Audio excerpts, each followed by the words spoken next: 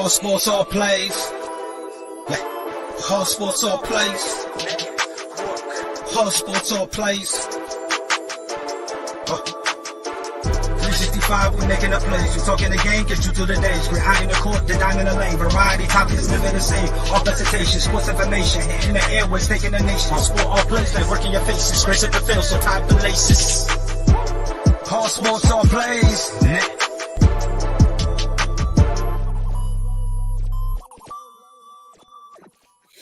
Good morning, ladies and gentlemen. It is your boy Pride. Welcome to ASAP in the morning. I'm joined by Dustin and Ron. Dustin, how you feeling today? Feeling good. Weather's finally warming up in Wisconsin, which means we're getting closer to spring. Well, the fall spring, because you guys are weird over there. Ron, how you feeling, my guy? What up, though? The weather is getting freezinger and colder here, so I guess we're getting closer to spring as well, Dustin. Yeah. Pretty 2 days back to back that it's actually kind of been nice over here. I'm just kind of scared because supposedly in South Carolina it gets nice and then the second winter arrives. So God knows what's gonna happen here. Second winter for you over there is 45, 50 degrees. Yeah, I was going to say you're in That's South what they say Carolina. now. And, well, 45, 50 degrees, I guess, is like, it's like freezing. I'm just here chilling. It's hoodie Like, weather over there. Yeah, not No, it's even, winter like, park weather over there in the 40s. Oh, really? Nah, they got a couple like last week it was like 30 degrees. And I was like, I mean, it's not that bad. And I had a dude look at me like, "Dude, are you crazy?" I'm like, "Bro, like, do you see you? Like, don't talk to me, bro. He's just out here wearing like heavy coats and like 50-degree weather. Like, do better." Yeah, last year when I went to Myrtle Beach in March, it was like 55 or 60 degrees, and I'm like on a beach in shorts and a t-shirt, and you have all these other people just wearing winter parkas. I'm like, seriously, It is not that cold. Like, not at all. Not at all. They're being dramatic. So dramatic. But we have a packed show for you guys. By the way, good morning, Freddie. We got a packed show. We're gonna get into the MLB. Golden State is playing like trash, but no one wants to talk about it, so I guess we have to. Before we get into all that, Calvin Ridley got suspended for now all of next year for gambling. He was in Florida, and it was legal. It was all legal. However, Genius, which is who the company, the compliance company that the NFL hired to oversee the gambling to make sure nothing suspicious is going on. They noticed, sent it to the NFL. The NFL did an investigation. They found that there was no insider information, and no one on the Falcons knew that he bet on them. You could rape a woman, no problem. You could beat the bricks off her and then drag her out of an elevator, but heaven forbid you bet. Dustin, what's your reaction to this? All I can say is $1,500 cost them $11 million, which sucks on his end. But at the same time, you have to wonder. Obviously, gambling is different than the whole like domestic abuse situations and all that stuff. But you have to wonder if this is why he opted out last year when he did. Because I know he said he opted out because of mental health and that he wanted to kind of clear his head before returning to the field. But you have to wonder if this was part of the reason why he opted out, knowing that there was a possibility that he would get caught doing this, if he was doing this when he was still playing, if he did this just after he opted out or whatever. Obviously, sports betting is legal now in a lot of states, but at the same time, is it legal to do when you're still a player? Pete Rose found out the hard way that you can't do it, and he's still not in the Hall of Fame because of it. So, I mean, is it right? No. Is it wrong? No, because it's legal to do almost in all these states now. So, I mean, it's not like he's breaking the law, but he's breaking the NFL law who says that you can't do it.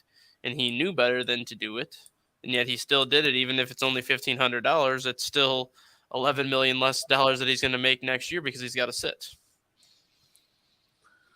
Ron, you agree with Dustin? Not really. I think the reporting came out that this was after he had took his leave from the NFL. I think it was like a His few weeks. I think. Yeah, this wasn't before. It was after he was going through whatever he was going through. Um, I don't understand why you're not allowed to bet in the NFL, especially if you're not betting on your own games while you're playing. He just was making some bets in his off time, and they took away 11 million. It doesn't really seem fair. And suspended a whole year. Yeah, it's a lot. Yeah. For me, this is. I just think the entire situation is just dumb, top to bottom. I really do. I really think it's just dumb. The fact that the NFL has been doing this weird thing for a few years that when they're supposed to be lenient, they're way too strict, and then when they're supposed to be strict, they're way too lenient. They're doing this. It's so bizarre. Like, Oh my god. you know what I mean? Like, yo, he who shall not be named. Like, Ray Lewis almost killed somebody. And many believe he actually did. They brushed that under the rug. Ben Roethlisberger out here being Bill Cosby and Roofy and bras, bro. And no one bats an eye. If you're not doing it to compromise the integrity of the game, who cares? Yikes. However, on the flip side, Calvin Ridley knew I can't be doing this. And he did it. So that's why I say top to bottom, the entire thing is dumb. But I don't understand, like if the dude, and listen, if the NFL does an investigation and there's no insider information, none whatsoever, and then say, oh yeah, the Falcons didn't know. So why are you suspending him? In a league where it's okay for teams to tank. It's okay for teams to intentionally lose. But if a player bets, that threatens to compromise the integrity of the game. Like, to me, it just doesn't make sense. I think when it comes to betting, you need to look at it case by case. I think what players should do, what they should do, if you want to keep it open, if a player's going to bet, the NFL should have like a betting department where if a player were to bet, you can obviously, go there, insert your bets prior so that way they can do a quick investigation, make sure there's no tampering. And the only rule should be that if the only way you can bet on your team is if you're not active. Like if you're injured, then sure, you can bet on the Falcons, Calvin, which I don't know why. I guess he just wants to lose money. But if you want to bet with them and you're not active, fine. But if you're on that roster, you should not be allowed to bet on that game. Just so that way they can be like, we're not gonna ruin. But he bet 3 games on the Falcons. If I read the report right, he bet 1 game on Miami. I think it was Miami and Ravens that he bet on. And I'm like, A, he's out of the league. B, the game is nowhere near him. And C, none of the teams are him. So it's like I really don't get it. Jay, how you feeling, bro? I'm doing good, man. I'm doing good. Last night was a long night. We watched that Monday Night Raw, and man, I overslept. But man, that Monday Night Raw was good. Nah, you good. You good. It's all good. It's all good. So we're talking about Calvin Ridley getting suspended for the gambling thing. How do you feel about that? Yeah, Ridley and the whole gambling thing. Here's the deal, man. I said it before. Look, Pete did it, and he accepted the consequences, unfortunately, of his actions. The Black Sox did it. They accepted the consequences of their actions. And Calvin Ridley, honestly, is getting off light. Yeah, he get a 1-year suspension. You know what you sign up for when you join the NFL. Everybody knows that NFL personnel plus players are held to a certain standard, and that is just no gambling. It just is what it is. And if you choose to gamble, then you choose to gamble, and you run the gauntlet, and you just have to pay the price, Pride, and it is what it is. I get it, but it all comes down to integrity, and that's kind of the big word It that is. everybody was using yesterday is that Roger Goodell and the NFL feel like if you're betting on games, you're kind of compromising the integrity. And What is the you're old betting- perception, stat guy? What's the old perception? If I'm betting on the outside, what the hell am I doing on the end? And But the thing that's is, different. thing No, is that's too, though. different. Like, No, it's not different. It's not It is, and I'm different. gonna The explain why. perception is if I'm gambling, if I'm gambling out here, it's different. I'm who's gonna to say I'm explain not why it's gambling different. over there? I'm gonna explain you. When you were talking about the Chicago Black Sox, the reason that was so bad was because they intentionally threw games. No, I get it. You can't compare that to Calvin Ridley, Pete Rose. The concern was that since he was playing, he could have done so there was some ambiguity there. Calvin Ridley was not playing. Let me ask you, Pride, before you go down this rabbit hole, let me ask you a couple of questions. Number one, how well do you know Calvin Ridley? How well? Yeah, how well do you know him?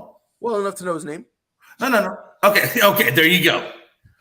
Yeah. And he signed. No, hold on. Now think about it. Now think about this. Now just ask yourself a couple of questions. Okay. Because this is what the American public is saying, and this is what we're going when it comes down to integrity. You do the right thing when nobody else is looking. That's the definition of integrity. I know that because that's what they preach in the military. Okay. It's one of the four core fundamental values. Uh-huh. So here's the deal. You know the man is betting on the outside. That we know for a fact. Mm-hmm. Correct. But we don't know him personally. We don't know his whereabouts, what he does on his intimate times. We just know what he got caught doing. We don't know what he didn't get caught doing. Okay. So how do you know that can you say for a fact, a guaranteed fact, that he's not betting on games while playing? Yes. Can you say that for a guaranteed fact? Yes. You know what we know for a fact that he did it on the outside, but can you guarantee me, you give me a guarantee that he didn't do it on the inside? Yes, I can. Really? Yes, I can. You know him that well? Yes, I can. Now, it's not that I know him that well. It's the way he got caught. When he went and did the betting, he did it under his own name. Now, if you want to go that route, fine. Yeah, we should go that route. That if you want to go that route, so I want you to convince me that no one else in the NFL bets. I want you to convince me that no one else. Listen. I wholeheartedly think there is betting going on in the NFL. So then, why should he be suspended then? He got caught. They haven't gotten caught. But if everyone else is doing it, then it doesn't matter. Again, so because they haven't gotten caught, we just accept it. It kind of goes back to what steroids were in the 90s. Everyone knew people were doing it in baseball. It's just a matter of who got caught and who didn't get caught. And once the first two people got caught, you kind of saw the domino effects fall. I'm not saying this is going to be like a domino effect, but to Jay's point, if there's a lot of people doing it, and Calvin Ridley was just the first one to get caught, it's just the first domino that falls where you're going to start to see more and more names basically get caught for gambling or be called out for it. So, John, you're saying it matters, right? Because I'm saying like the betting thing doesn't matter. I want you to explain to me why it matters in this instance. I want someone to explain to me why it matters. Because every time people are comparing it, the first two excuses I hear is Pete Rose and the Chicago Black Sox, but those are just so extremely different. Hold on now. You cannot compare it.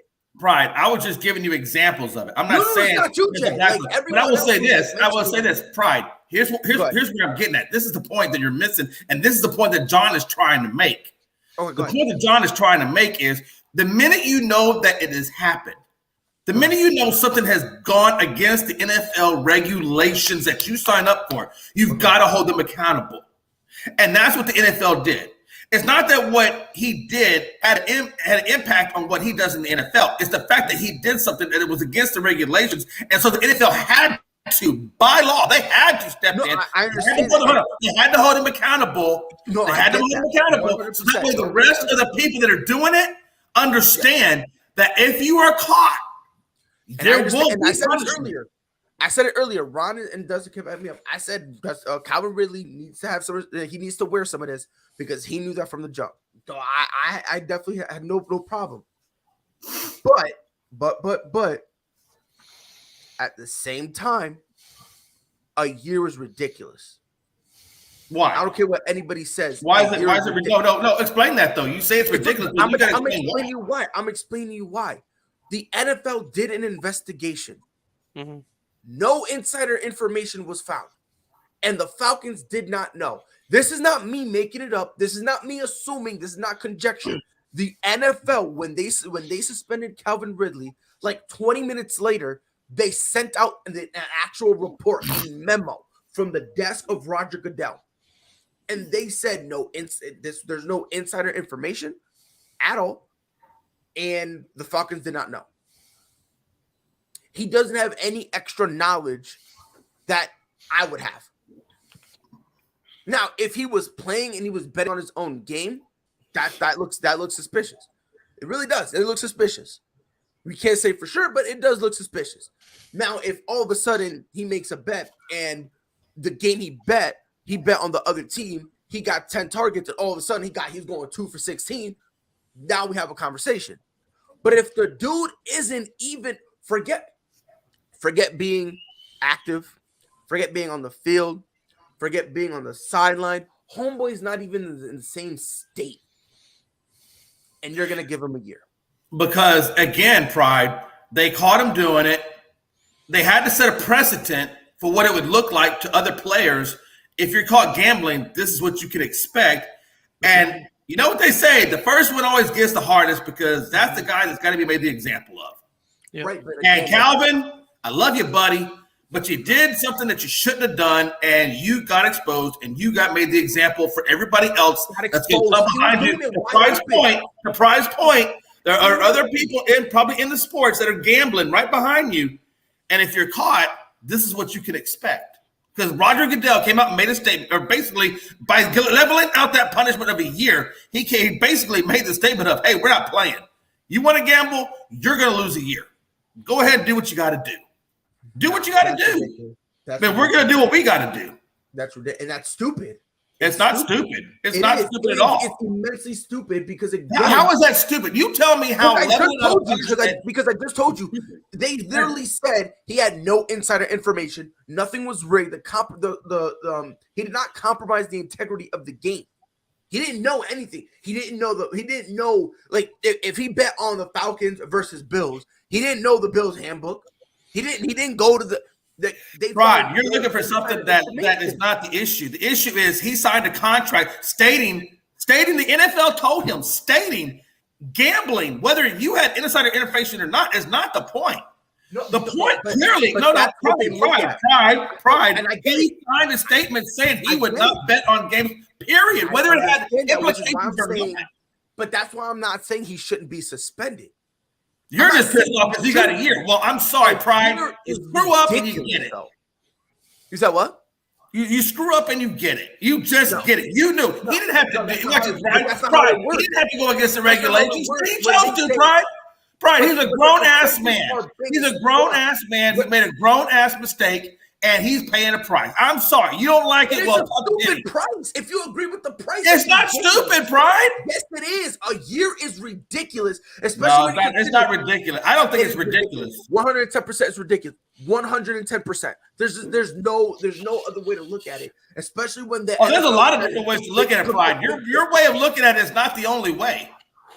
I'm sorry, brother. It's not the only way, and I love you, Pride. And you're right. There are multiple ways to look at the situation. Unfortunately, they're all wrong except for one.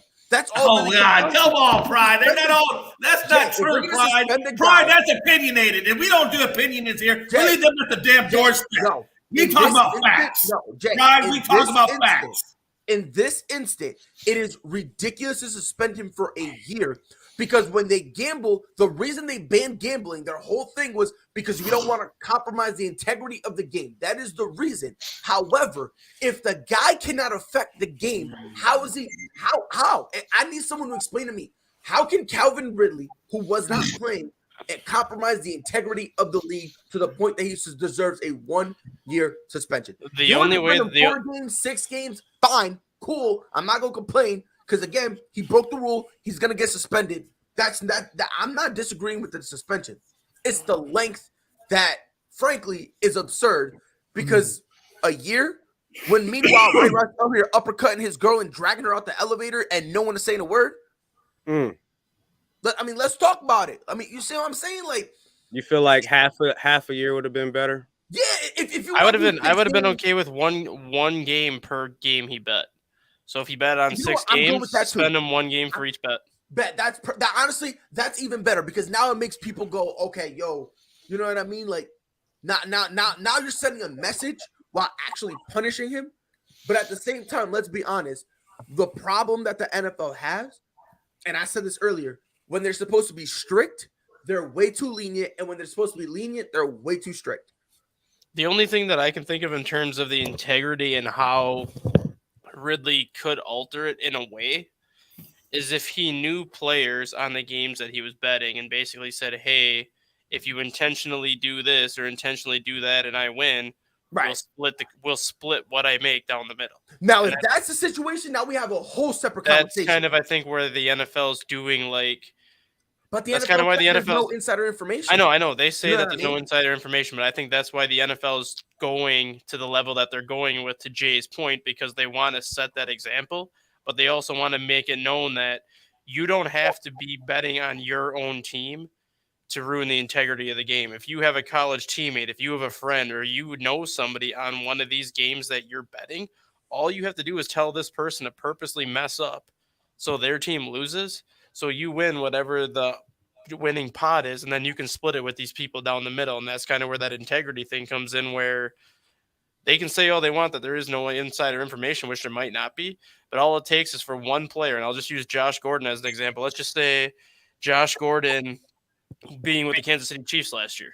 Let's say Josh Gordon and Tyreek Hill are really close friends. And Gordon's like, hey, I'm betting 10 grand on the score to be this and the result to be this. If I win, we get $1 million, and I'll split it down the middle with you. And all of a sudden, Tyreek Hill, all wide open for like a 70-yard touchdown, he steps out of bounds at the 2-yard line on purpose, just so that bet goes through. And again, if that's the situation, then yes, a year is warranted. No debate. Again, and that was a question I asked you earlier. The very first main question I said is, how well do you know Calvin Ridley personally? No. Or any of these players personally? It doesn't matter how well I know him. It matters. It matters because how can you speak on somebody? No, because how can you say this person would do this or this person would do that if you don't know that person? Right? Okay, so then we can't say nothing then. We can't say nothing. You can say whatever you want. Pride? No, pride. That makes zero sense whatsoever. To my argument, I'm saying that people are capable of doing things that you wouldn't normally think they would do, but sometimes gambling, especially if you have an issue with it, can make you do things. But when the NFL comes out and says he bet clean, we're still suspending him for a year, that is excessive. I don't think it's excessive. It's excessive. I just don't. I don't feel like it's excessive. I think banning him definitely would be excessive. 1 year, okay. You get a year suspension. It is what it is. You take your lump and you move on. A year is excessive. If you want to suspend him 6 games, fine. No problem. Because, again, he broke the rule. Period. He broke it. So don't debate. I'm going to twist it. Again, I'm not arguing with you that he shouldn't be suspended. Let me tell you what's excessive. You know what's excessive? Ron Lowe's lack of wall space because he has so much crap on the walls you can't see his wall color anymore. That's excessive. I think it's. I'm convinced. The fact that he used pictures as wallpaper is excessive. By the way, real quick, if your takeaway from everything I said was this, then you're just not listening. And I'm not. If this is your takeaway, you're just not listening. And then, by the way, question: how is this different from Tom Donaghy and Pete Rose? Again, if that's your takeaway, you're a moron and you don't know. When the difference between Calvin Ridley and Pete Rose was playing. Calvin Ridley wasn't. The difference between Tim Donaghy and Calvin Ridley, Tim Donaghy was actually rigging the games. No, Pete Rose wasn't playing. Pete Rose was coaching. Coaching, playing, same thing. No, it's not the same thing. It's the same thing. It's the same thing. It's coaching. It's not on the player. As a player, Pete Rose was clean. As a player, he was dirty. And Ron, that's the point I'm trying to say. They both have an actual impact on the game. They do. I get that. I'm just being technical at this point. And Jay, hear me out. I'm not saying don't suspend him because, again, regardless if you like the rule, it is what it is. He broke it. Suspend him. But a year when the dude wasn't even active, I think that's excessive. I just think that's excessive. Calvin Ridley, some, free Keem Velasquez. Okay. It should have been 6 to 8. That's a bit. Hey, if you're gonna free somebody, hey, I told you know what, Pride. I told my wife about that. She follows sports a little here and there. I told her about the whole Cain Velasquez thing, and I said, "What would you have done, baby?" She's like, "I'd have killed that son of a bitch." And I'm like, yep, me too. That's why I say free Cain Velasquez. Free that dude. Yeah, let me tell you something. Cain would have done anything that any normal, rational human being caught doing what he did. We would have all done the same damn thing. Ain't nobody gonna not do that. 100%. Oh, excuse me, 110%. Moving on to baseball real quick. By the way, I'm glad to be in agreement with you, Pride, on something. I had to get back to a rationale with you. But again, listen, if you want to suspend him, I'm not mad at it. That's fine. I understand, but I just think a year is excessive when the guy wasn't even on the field, What do you mean? What ask question? Oh, this one? Well, which is worse, murder, rape, or gambling? I didn't even acknowledge that. That's stupid. But it's not, because again, let's be honest. If you're gonna crack down on gambling and let other things swing by, who murdered and raped and was allowed to come back in the game? Who is he talking about? Hold on. Ray Lewis for the murder, Ben Roethlisberger for the rape. Okay. But didn't they get suspended for that, or did they not? Ben Roethlisberger, I think, got 2 games, but Lewis got nothing. Yep. But was Lewis found guilty, though? Was Lewis found guilty? No. I'm just asking because a lot of times they go about, But then again, you can say, even though you're not found guilty, it's still conduct detrimental to the sport. I get that. I do. I can't speak for that. I can't. Oh, he's talking about this one. He's talking about this one about the foot gate, which this is all casual people do. I say this. I don't care. He got suspended for it. We won the Super Bowl. Lick our nuts with all due disrespect. We don't care. Okay. We sacrificed 4 games for a Lombardi trophy. Holla at me when you can do that. So I'm chilling. Matter of fact, suspended for 6. We chilling because we ended up getting a ring, baby. So Ali, you get Roger Goodell. He was so mad. He thought he won. More consequences than the Patriots in their entire run. Man, he was like, yeah, we're suspending Tom Brady. Let's go keep the Patriots out of the playoffs. Tom Brady goes on an MVP style tear. Let that man play just 2 more games. Oh my God, he's clean sweeping that. Hey, Damian Hernandez said the Patriots got more scandals than the freaking White House. And guess what? We successful. He said they got more scandals than the American government. We're chilling. I don't care what anyone says. We're chilling. One. Look our nuts. He's so scandalous. Nah, I don't care. We chilling. Matter of fact, suspend him again. He retired, right? Matter of fact, let's bring him back and let's suspend him. That's funny, man. That's funny. I'm sorry. That's some good humor right there, man. Damn it. I try. I know. You do, Pride. You do try. But moving on to MLB. Today, they're supposed to give a new offer, which will involve 3 big rule changes, which I kind of have mixed opinions about. The first one, they're going to have a pitch clock. Dustin, you told me it was. I thought it was going to be minor league pitch clock. He basically said it was 14. Yeah, the minor league pitch clock is 19 seconds. They want to do 14 for Major League Baseball. They got 2 pitch clocks.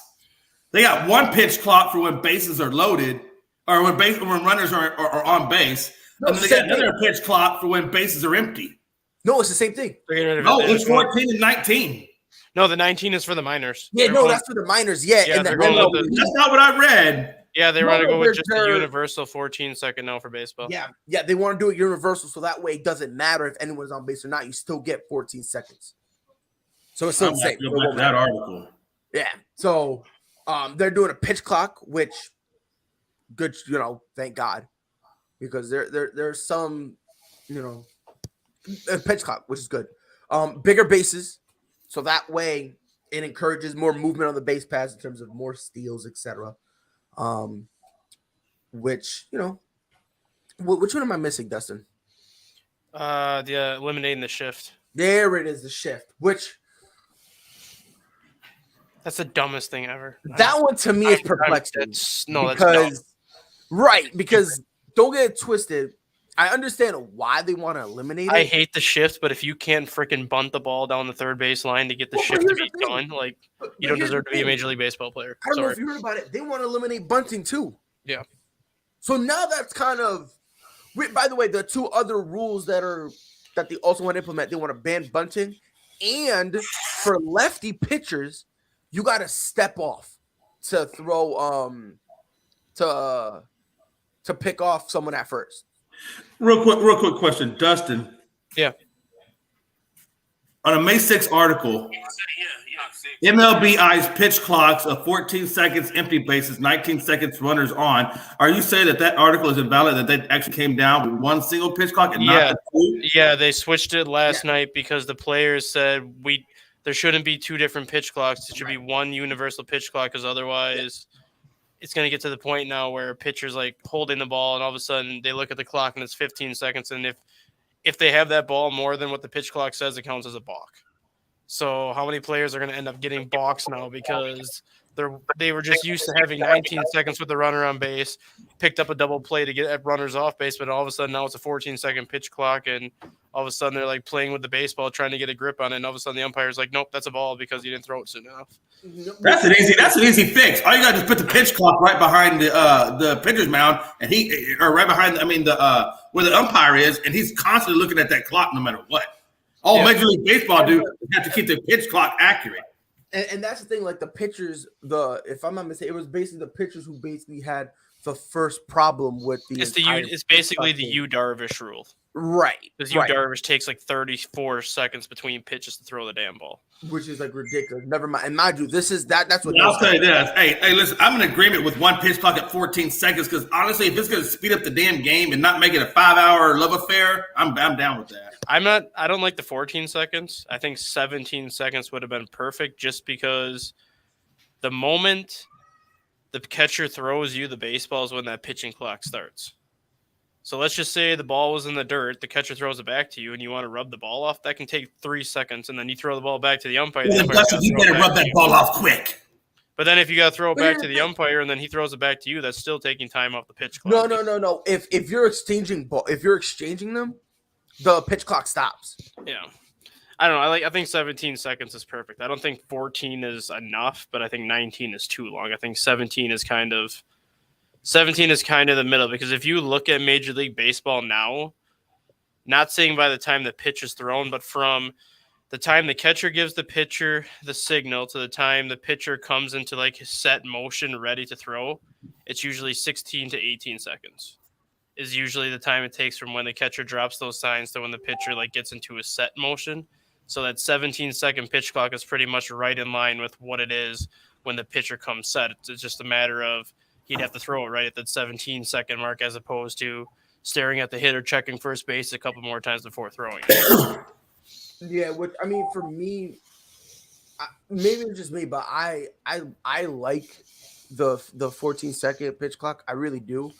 Because the problem is, like, when they rub the ball, guess what? You can rub the ball and still get the signs. I don't care what no one says. Like, you can multitask. Like, a lot of these people, they do it, and then they turn their back, and they're like... But here's the issue that I have with it, though. They can say the pitch clock is going to be 14 seconds all they want, but is it really going to be 14 seconds? Because half the time a hitter's not even ready in 14 seconds. Nope. So if they want to call time and step out, well, then all of a sudden you get more than 14 seconds to see that pitch. So... that's kind of where it's like you need to figure something out. Like if the hitter doesn't call time within like the first 10 seconds, then they have to swing it. Otherwise, they can call time and step out. But very seldom do you ever see a hitter like even be ready in 14 seconds, which is a lot of time why it takes longer for a pitcher to throw the dang ball. Well, no, not really. But the reason they're not ready is because they're watching the pitcher literally fornicate themselves. Yeah. Like that's really what it is. Like, or they're looking at the third base coach to give them a bunch of signals that don't even matter because that doesn't even matter because then they're gonna look like me personally. I 14 seconds fine. Matter of fact, let's be dicks. Let's make it 15. No, worse. Matter of fact, we're gonna do it 7. As soon as you get the ball, you're throwing fastball straight down the middle. I don't give a shit. If you get, you know what I mean, do whatever you want from there. I like this rule because it makes it now makes the middle guys, your relievers, it makes them more important. Mm-hmm. Because now when you're starting pitcher with this pitch clock, now you're going to be like, oh my God, he's going to blow his arm out. So now you're only going to be seeing the top guys go 7, 8, 9 innings. Well, You're not not going only that. you're not going to see Wade Miley go get a no-hitter. No, but You're not gonna only see that no more. though. Who does this affect the most though? It doesn't affect the starting pitchers the most. Who does this affect most than anybody? The hitters? No. No, Because of the timing of it all? No. Or I don't know. This affects closers. no closers. Yeah, it affects Look at closers. how long closers stand on the mound before they throw a pitch. Aroldis Chapman, Craig Kimbrell, like all the elite closers, they have Stanley Jensen. Yeah, they have like a routine. And it's literally the same routine on every pitch where they don't care if it takes them 25, 30 seconds to throw the baseball. Like they do the same routine every single time. That's who it's going to affect the most because now they're not going to be able to do those routines anymore. Yeah, that's true. Especially a guy like Craig Kimbrell who like dangles his arm off to the side for like 15, 20 seconds. And then after he gets the ball, he'll come set, like squeeze his glove a couple times, check first, check second, and then throw. He's not going to be able to do any of that anymore. I'm going to miss that was the funkiest routine I've ever seen in my life when he has his arms like that. I was like, what the hell is this dude doing? Hey, it worked for him. I don't think he cared. Shit, I wouldn't care either. Now, going back to the shift though, Pride, that's the dumbest rule that they should be eliminating. Like if you can't figure out how to beat a shift, you shouldn't be in Major League Baseball. Like if you're a left-handed hitter and you can literally see everybody standing on the second base side of the base, freaking do a swinging bunt and bounce the ball to third base, you'll get a double out of it because there's nobody over there.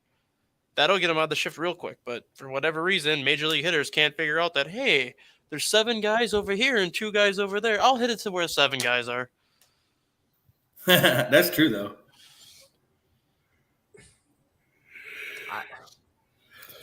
I don't like the shift rule because if you have a guy who favors hitting towards first base, what logically speaking, what would you do? Go to first base. You're gonna move more on that side over there. That's just logically speaking. Like, you're just and that's why to me it's weird. It's like I understand you want an exciting game. I understand. But the shift is integral. Like it matters. Like if you're not allowed to shift to prevent the runners from getting on, because I understand you want to make it exciting, but at the end of the day, you still want to win. If you're not allowed to shift, you might as well not even be allowed to throw runners out at second. Is that what? I said if you're not allowed to shift, when somebody's on first base and they try to steal second, you're not even allowed to throw to second. No. That's basically what you need to be like. Fine. Basically, which is basically that's what's going to end up happening. Now, as soon as they see the shift, you're going to see them take an even longer lead, and they're going to go, which is fine. It is what it is, but it's just I don't know. To me, I don't like that rule. I don't. If you want to minimize it a little bit, fine, but I hate the shift because yes, it takes away hits from a lot of players. But another reason why I hate the shift is it has exposed baseball for what it is, where it's a home run or bust type of game where none of these players know how to hit anymore. It's literally that's true. You literally go up there and you swing for the fences every single time. Yeah. Go back and watch baseball in the early 2000s, basically up until I think even 2012. The shift was never there, but you saw a lot more opposite field hitting. You saw a lot more putting the ball where the fielders aren't because they didn't care about home runs as much as they do now. They just wanted to get on base and drive people in. Now it's, well, if I don't hit 40 home runs, I don't get a $30 million contract. So that's why I hate the shift, because now you have all these players that don't care to move guys over. It's like, nope, I'll just swing as hard as I can and just hit it where 7 guys are and not even care. And again, it's like Denver, like the 3-point ball. The 3-point ball killed off the mid-range jumper with the exception of DeRozan, obviously. But now we're either the 3-ball or we're the layup, and there's nothing in between. Mm-hmm. Right, what kind of this is just me, man. Like when it comes, like because you said you compared it to back then, Dustin. The difference was that back then, when you had a guy, like for every power hitter you had, there was like 2 or 3 contact hitters, and back then, if you were a contact hitter, you knew that and you understood that, and you were like, it's fine. My job is to get on base, so that way whoever's behind me can clean me up. Like, well, look at what it was. And then especially like first, like if you look at the San Francisco Giants, Like if Barry Bonds was walked, that's fine. You had Jeff Kent, who sure had power, but was more of a contact guy. He would come and clean up. So that way, with Barry getting walked, that's why he won the MVP, because he had so many ribbies because they were walking Barry Bonds, and because of his contact hitting, he was getting RBIs through the roof, right? Look at the Miami Marlins of 2003. Right. Juan Pierre and Luis Castillo were your top 2 hitters. Guys that it didn't matter how many guys you put wherever. They would bunt it, they would slap it, they would do whatever they needed to do to get on base. Both guys would steal 50, 60 bases. And then you had Derek Lee, Mike Lowell, Pudge Rodriguez, Miguel Cabrera, and that four-headed monster right after those two. There'd be no way that you could play a shift on that team because the top 2 guys would be on base almost every single time. And then you'd have 4 guys capable of hitting 30 homers, 100 RBIs lined up behind them. Yep. And it's just where we are right now in terms of baseball. It's just we've never had this much talent and this low IQ. Yeah. Just wild. It's like the more talent we have, the dumber these guys get. Because now you got Kettle Martell thinking, oh yeah, I could go 450. You can't even count to 450. Like what? Like, dog, you're not a power hitter. Knock it off. Like, Big Sexy gets 1 home run, and all of a sudden everyone is like, I can do that too. And it's like, nah, bro, that's an anomaly. That's an anomaly. Like, him striking out, him just standing there like bored out of his mind, that's the reality. Like, yeah, you know what I mean? Like, yeah. The other thing too, Shohei Ohtani, and all of a sudden think I can do that too. Like, the other thing too with the whole like proposal today is if by some reason the players magically say, "Oh yeah, this is good enough," which 160 games still, 162, they will be able to play a full. If they agree to a deal by I think 7:00 Eastern today, they're somehow going to be able to play a 162 game season, which they already canceled the first 2 weeks. I don't see how they're going to play a 162 game season. I just don't. Like, are you planning on playing like a month of double headers or what? Because you still need the month of spring training. You still need like those 2 weeks of spring training games. So at that point, you're pushing it to early May is when that season would start. How you plan to play 162 games when you're already losing the first month of the season? That's hilarious, bro. Baseball is a mess. Baseball's been a mess. Baseball's been a mess for 5 years, and I said this, I think, to Pride last week. What were they doing during COVID when there was no baseball? You had 3 months of no baseball where you could have been Zooming with the Players Association, the owners, and talked all your differences out during that 3-month stretch when there was no baseball. And then you could have at least had some parameters in place for when the CBA expired, be like, hey, this is what we discussed during COVID. Are we good with what we talked about? And can we sign a new deal? But instead, they just sat with their thumbs up their butts and did nothing. Up their butts, though. They literally did. That's all they did. They literally sat there and said, nope, we have no baseball right now. I don't want to do nothing. I just want to sit here and hopefully play this year. Maybe we will. Maybe we won't, but who knows? When they had literally 3 months of nothing where they could have talked about the CBA and talked about the problems that have been building for the last 4 years that everyone's been talking about for 4 years. Yeah. It's just, I don't know, man. It's just ridiculous, man. You know, but, you know. I'm very curious. I hope it happens, because guess what's gonna happen? I can smell this coming from a mile away. I can smell it. Here's what's gonna happen. Ready? I'm looking at my crystal ball. Uh-oh. They're gonna agree to, if they agree to something today, everyone's gonna be happy. They're gonna be shaking hands. They're gonna be like, "Yep, we're gonna have a full season." The owners are gonna be like, "Well, at least we have a season," and the players gonna be like, "See, we told you to get everything we wanted." They're gonna start. They're gonna do spring training. Everyone's gonna be happy. First 2 months of the season, everyone's going to be happy. The storyline is like, oh, imagine we almost didn't have baseball. Here it's going to come. Month number 3, double headers. Players going to be bitching. I smell it from a mile away. I smell it from a mile away. Get your popcorn ready, though, if they do agree to a deal. And then all of a sudden, guess what? Guess what's going to happen? The same dudes who were campaigning for them to sign this agreement are going to be the same ones complaining, talking about they're working us like dogs. Watch. Yep. If they agree to a deal, get your popcorn ready, because free agency would bet to take off in a hurry. Oh, no shit. No. I'm genuinely convinced that they've already had conversations. They have. And at this point, they already picked their teams, and the contracts are already ironed out. It's just more along the lines of, like, let's get it together so that way we can just sign it. Yeah. Because as soon as it happens, like you said, Dustin, the floodgates are going to open, It's not gonna be a floodgate. It's gonna be like Hurricane Katrina breaking the levee. It's gonna be just full on water coming through. I'm telling you right now, 50% of the remaining free agents, including Carlos Correa, they're gonna be signed within 30 minutes of it being announced. Within 30 minutes, at least 50% of them are gonna be signed. Mm-hmm. And that's gonna start the whole thing. Oh my god, they were talking before it. That's gonna be the whole thing. Watch. There's already reports that Carlos Correa and the Cubs had talks and a deal in place the day that the CBA expired. Right. So it's no secret that all these big name free agents had Are like their still top talking. 3 teams, had their contracts ironed out for these top 3 teams, and how they've had 3 months to think about those 3 offers to be like, okay, which one do I want? Jesus Christ, what a time to be alive. What a time indeed. I see some of you guys commenting about the NFL franchise tags. So far, there are 3 franchise tags that have happened. The Cowboys tagged tight end Dalton Schultz. The Bucks have tagged Chris Godwin, and the Browns tagged tight end David Njoku. Chiefs tagged Orlando Brown yesterday. What? Oh my god, that's just.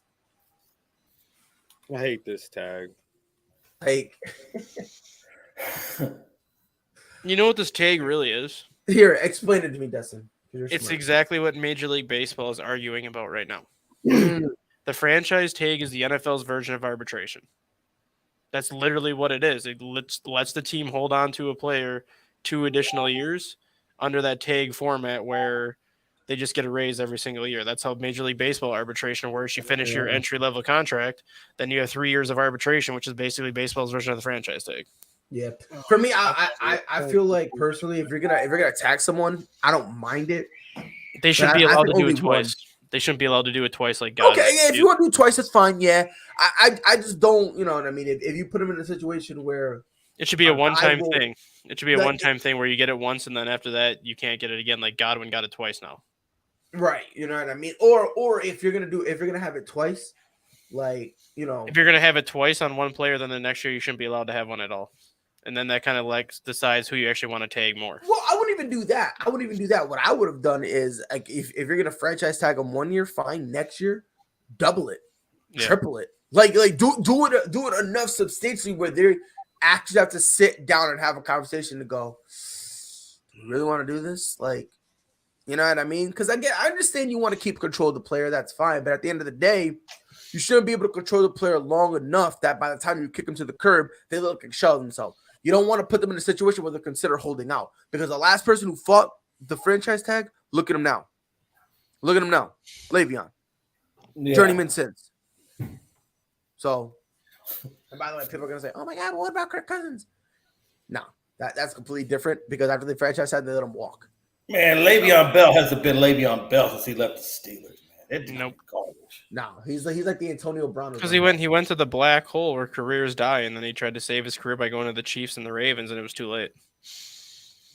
Yep, man. But literally, by the time it was, like, a lot of the shine was off his name, and it's funny. So yeah, we're gonna keep more eyes on Gesicki.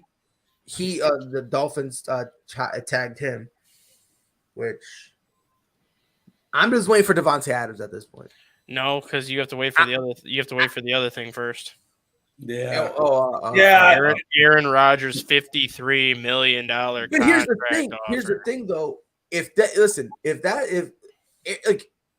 The weird thing about it, they have to tag Devontae Adams first. They actually have to. Ask Brian Gutekunst. Brian Gutekunst said it's ultimately up to what Rodgers decides today. He basically said if Rodgers takes a deal, he can't afford Adams. He literally came out on Wisconsin radio yesterday. Right, but the problem is to make this to make Aaron Rodgers coming back feasible, you need to franchise Devontae Adams. That's what I'm saying. They're in a weird place because Aaron Rodgers is not going to come back without Devontae Adams, but they can't afford him. They can't afford both of them. Now that Rodgers wanting $53 million a year, they can't. Supposedly, there's like a short-term deal that they have where it'll make him paid, Aaron Rodgers paid, like the highest paid quarterback ever or something. It's a 2-year, $110 million extension. Jeez. He's going to Denver. Like, it's literally a 2-year, $110 million extension is what they gave Rodgers, which basically locks him up for 4 more years at like $150 million. Because he's got like $50 million left on the 2 years, plus then he would have that $110 million extension. And you mean to tell me a team that's $43 million over the cap right now can afford to sign somebody for $55 million a year, plus bring back a guy that wants $25 million a year in Adams? There's no way. That's not good business on their part. There's physically no way they would be able to bring both of them back and yet add to that roster. There's no way. No. Unless they literally restructured every other single contract in that building. Not restructured. You're going to have to cut them. Yeah, like Aaron Jones, Shit, bro. Aaron Jones, you'd have to cut or release. David Bakhtiari, you'd have to cut or release. Like all these guys that signed their extensions last year, you got to get rid of them now, and then hope that you can convince them to return on a literal veterans minimum. Yep. Like that's the only way that you'd make this work. If literally. you want to bring that guy back for $55 million a year. And it's and someone says that's way too much money for Rodgers. 110% it is. Wait, way too much money for anybody for a team that's $30 million. I don't think anybody outside of Green Bay is going to give that man $50 million. I think Denver would. I think Denver would because they can afford it. Yeah. Any team that can't afford it would not do it because of everything, all the domino effects that you have to do with it, all the restructuring you would have to do, all the cutting you would have to do just to make it work. Yeah, Denver, not only can they afford it, but they can also afford it because think about it, they only need one position. Yeah. And that's quarterback. Denver's got $63 million to spend. They can afford to give him $50 million and then still have $13 million left over to add like one or two more pieces. Denver and Miami are literally the only two teams that can give Rodgers $50 million. Right. So, and of both places, where do you think he would prefer more? I think Denver. Miami, just because they could also bring Adams with them. No, because they have like the $90 million in cap space where you could bring Adams and Rodgers in together. But I guarantee you he'll take a little bit of a cut. He would take Denver because of Nathaniel Hackett. Yeah, not only Nathaniel Hackett, but again, as soon as he goes in there, they're gonna treat him like gold. Yep. Because remember last time every quarterback they brought in. They treated him like gold, even when he didn't deserve it. And if you send Rodgers to Miami, Tua is going to be included in that deal. And who do the Packers? And who do the Packers trust? Jordan Love or Tua? Tua, not even close. You got to go. Do you honestly think they trust Tua though, or do you think they would trust Jordan Love? Tua. Well, one is they don't trust Jordan Love. Everybody. Yeah, I was about to say they have no trust whatsoever. And if they had any trust with him. They would be groveling for Aaron Rodgers to come back. Yeah. That's true. That's just a fact of the matter. You know what I mean? Like, if they really had that much faith in him, they would have been like, look, Aaron, it's been a pleasure. We appreciate it. This is where we part ways. But they don't. So, I just think that's funny. What about the NBA? Can we do college first since I got to get off before? Okay, that's fine. Yeah, because then you guys can do the NBA. All right. So Dustin, for you, this was something I was supposed to be spoken about yesterday. Posing the question to you: should the NCAA get rid of conference tournaments for the Power 5 conference and go straight into the NCAA tourney? HE double hockey sticks, no. Is that what? HE double hockey sticks, no. Explain. Conference tournaments for Power 5 conferences are probably the best thing that college basketball could do. And the only reason why I say that is how many times do you see an upset in the conference tournament that takes a team from a number 1 seed and moves them down to a number 3? How many times do you see like an 8 seed going back to when UConn won the Big East tournament when Kemba Walker was there? UConn was an 8 seed. And all of a sudden, the Big East Conference tournament shows up, and they play like a number 1 seed, win that conference tournament, and make it to the Final Four that year. Like, teams get hot in the conference tournament, and then they all go to the NCAA tournament, and they keep playing well and make a deep run. Like, conference regular season is the conference regular season. You know who your powers are going to be in each conference. Like the ACC, Duke, North Carolina, all those teams are going to be up there. The SEC has Kentucky and all those teams. Like, those teams are going to make the NCAA tournament regardless what they do in their conference tournament. The conference tournament is for those bubble teams. It's for those teams that can't compete with all these teams on a regular basis. But all it takes is one game where a powerhouse slips and you play a good game and you can knock them off and solidify your case as a possible NCAA tournament team. That's what these conference tournaments are for. It's not for the elite teams that are going to be in the field no matter what. It's basically the NCAA tournament for these borderline teams to have a shot to get to the NCAA tournament. 110%. Like I agree. Not only that, I mean, because you're talking about upsets. Like, let's be honest. As much as people like the NCAA tournament, let's not lie. It doesn't really get excited until about the Sweet 16. Except for the 215 games. 215 games are exciting every year. Is that what? The 215 games are exciting every year because there's always a number 2 seed that knocks off a number 15 like every single year. Right. You know what I mean? But like in terms of actually starting to look at your brackets and start being like, oh my God, now it doesn't really get exciting until the Sweet 16, right? So there'll be a few games that you're interested in, but yeah, you don't get real right. Yeah. No, you have a few that you're interested in, but all around top to bottom, like. You know what I mean? It's like, who cares? Like, yeah, when like it comes to the 316, that's when you start focusing on every team. Like, who cares if Duke is playing Murray State in the first round?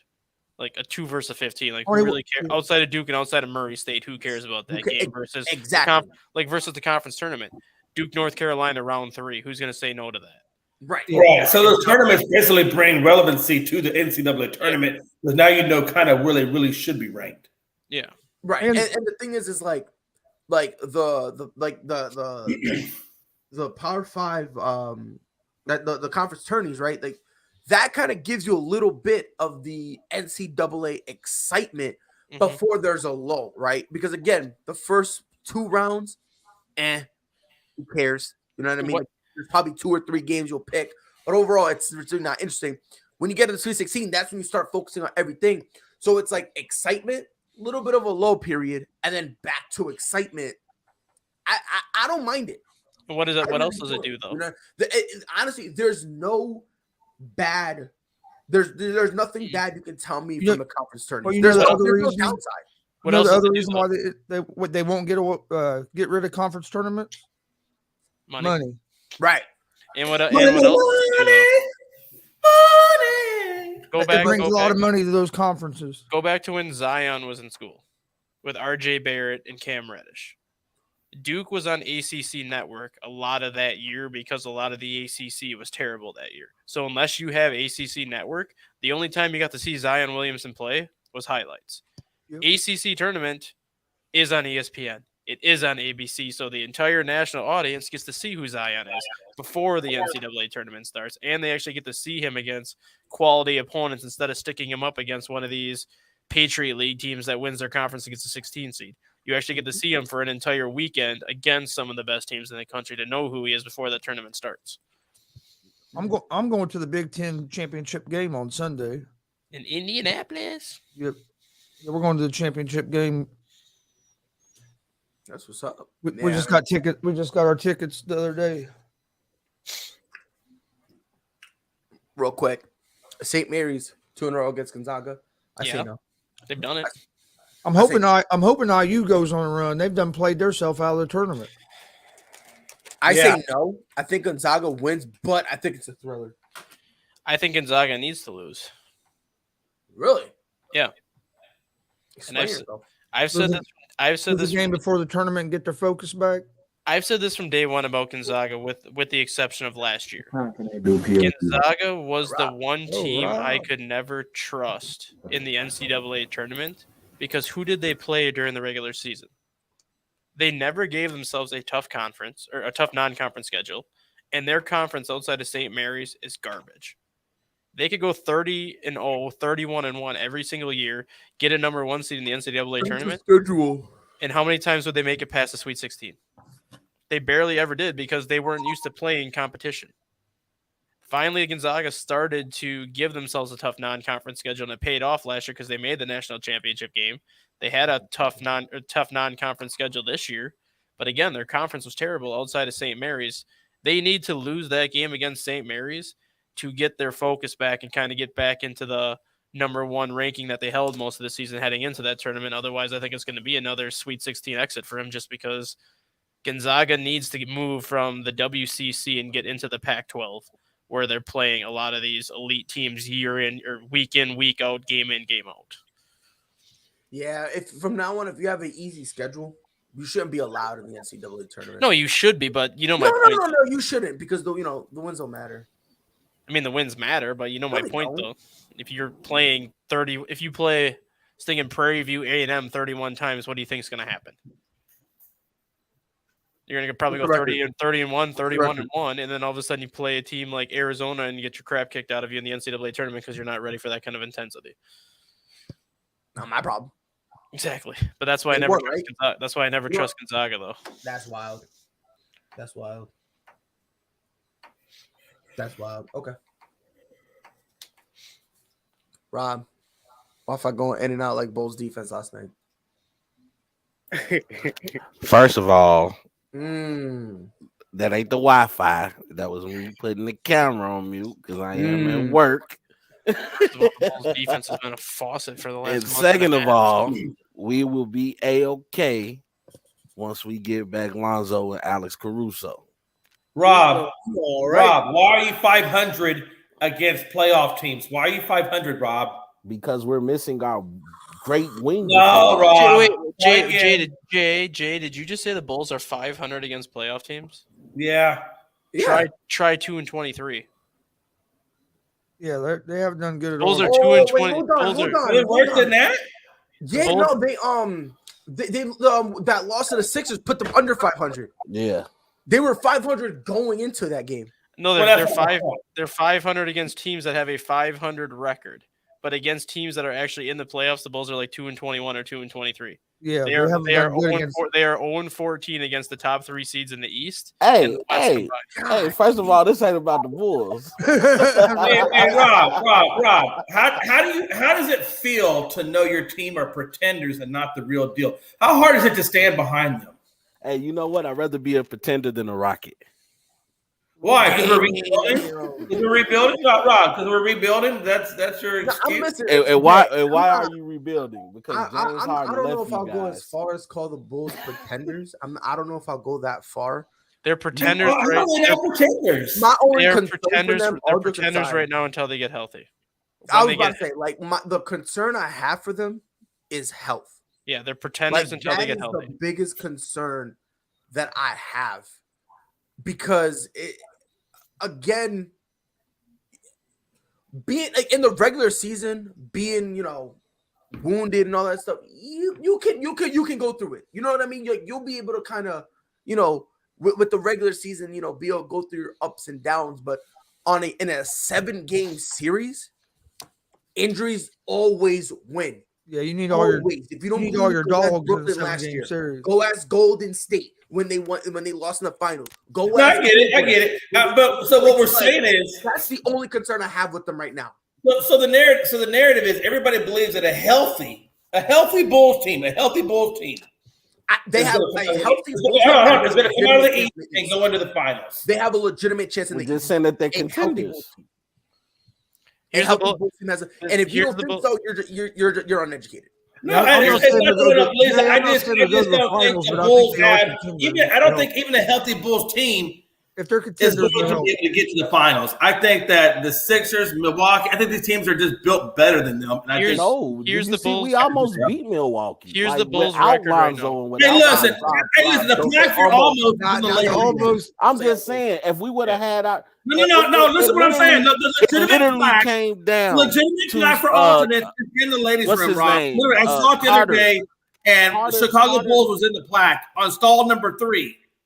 Carter was streaking down after Zach LaVine hit that clutch three. It's just certain things that wouldn't happen if Caruso or Lonzo Ball was there.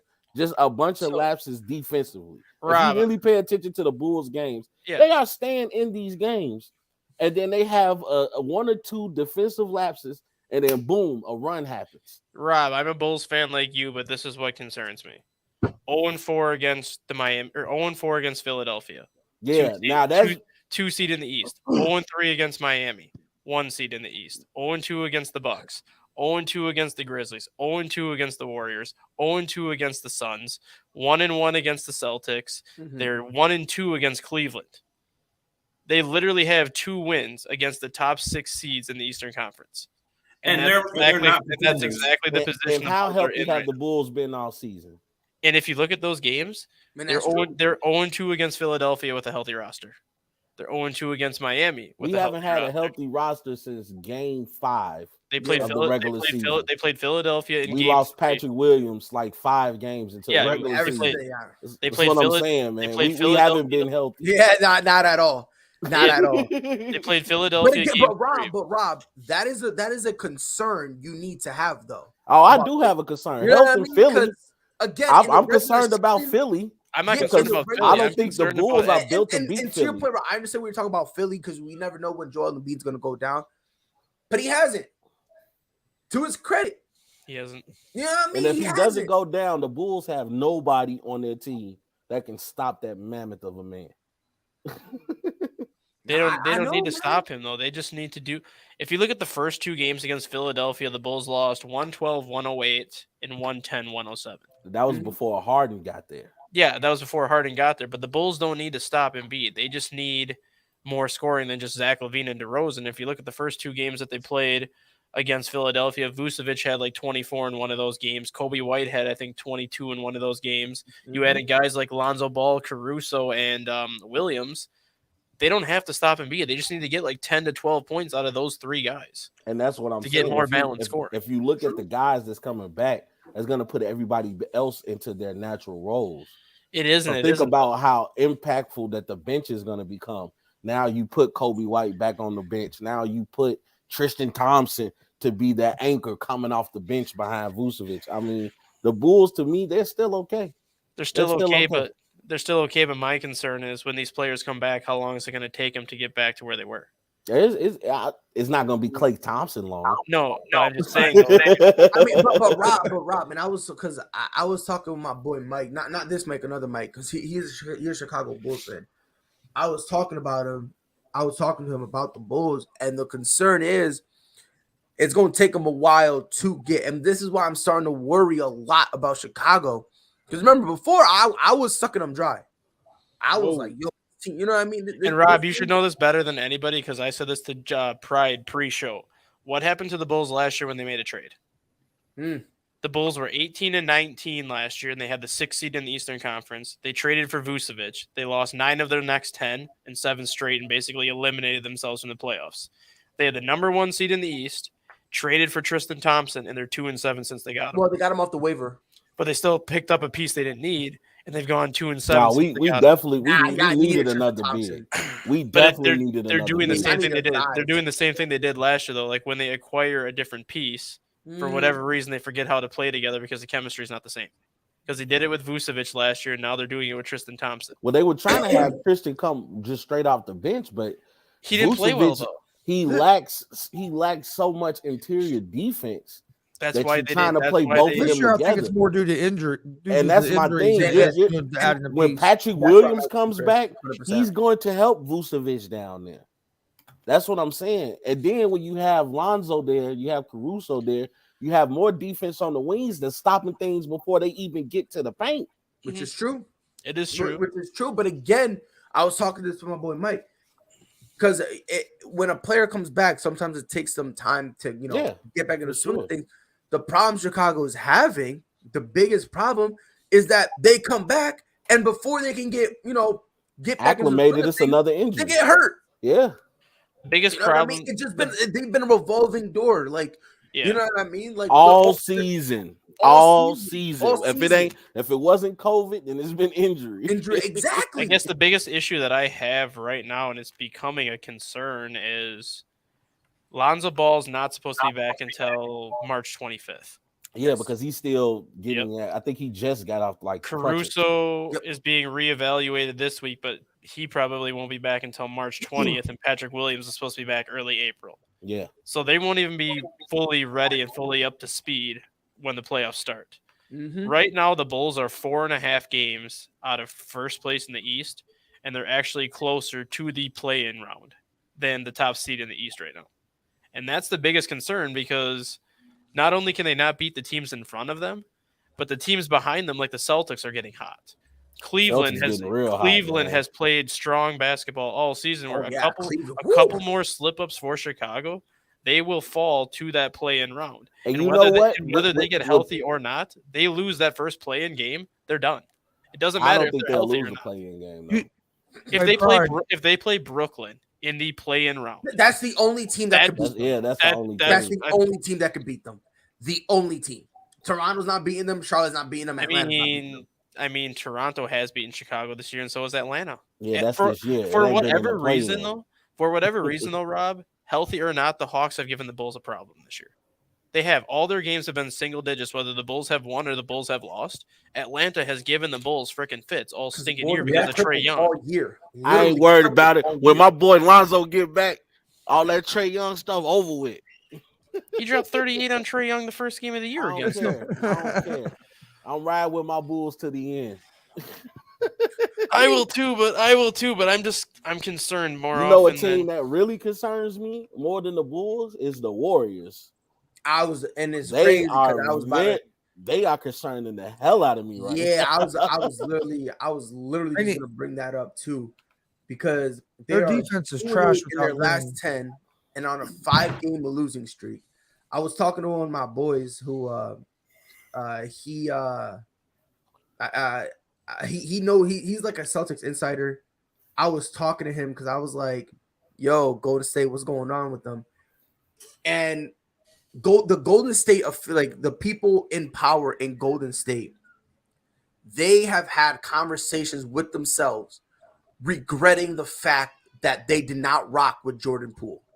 They regret, and it's to the point that if they can go back in time, Jordan Poole would still be the starter and Clay would come off the bench. They did not expect Clay to take this long to be normal. They expected that 2 years.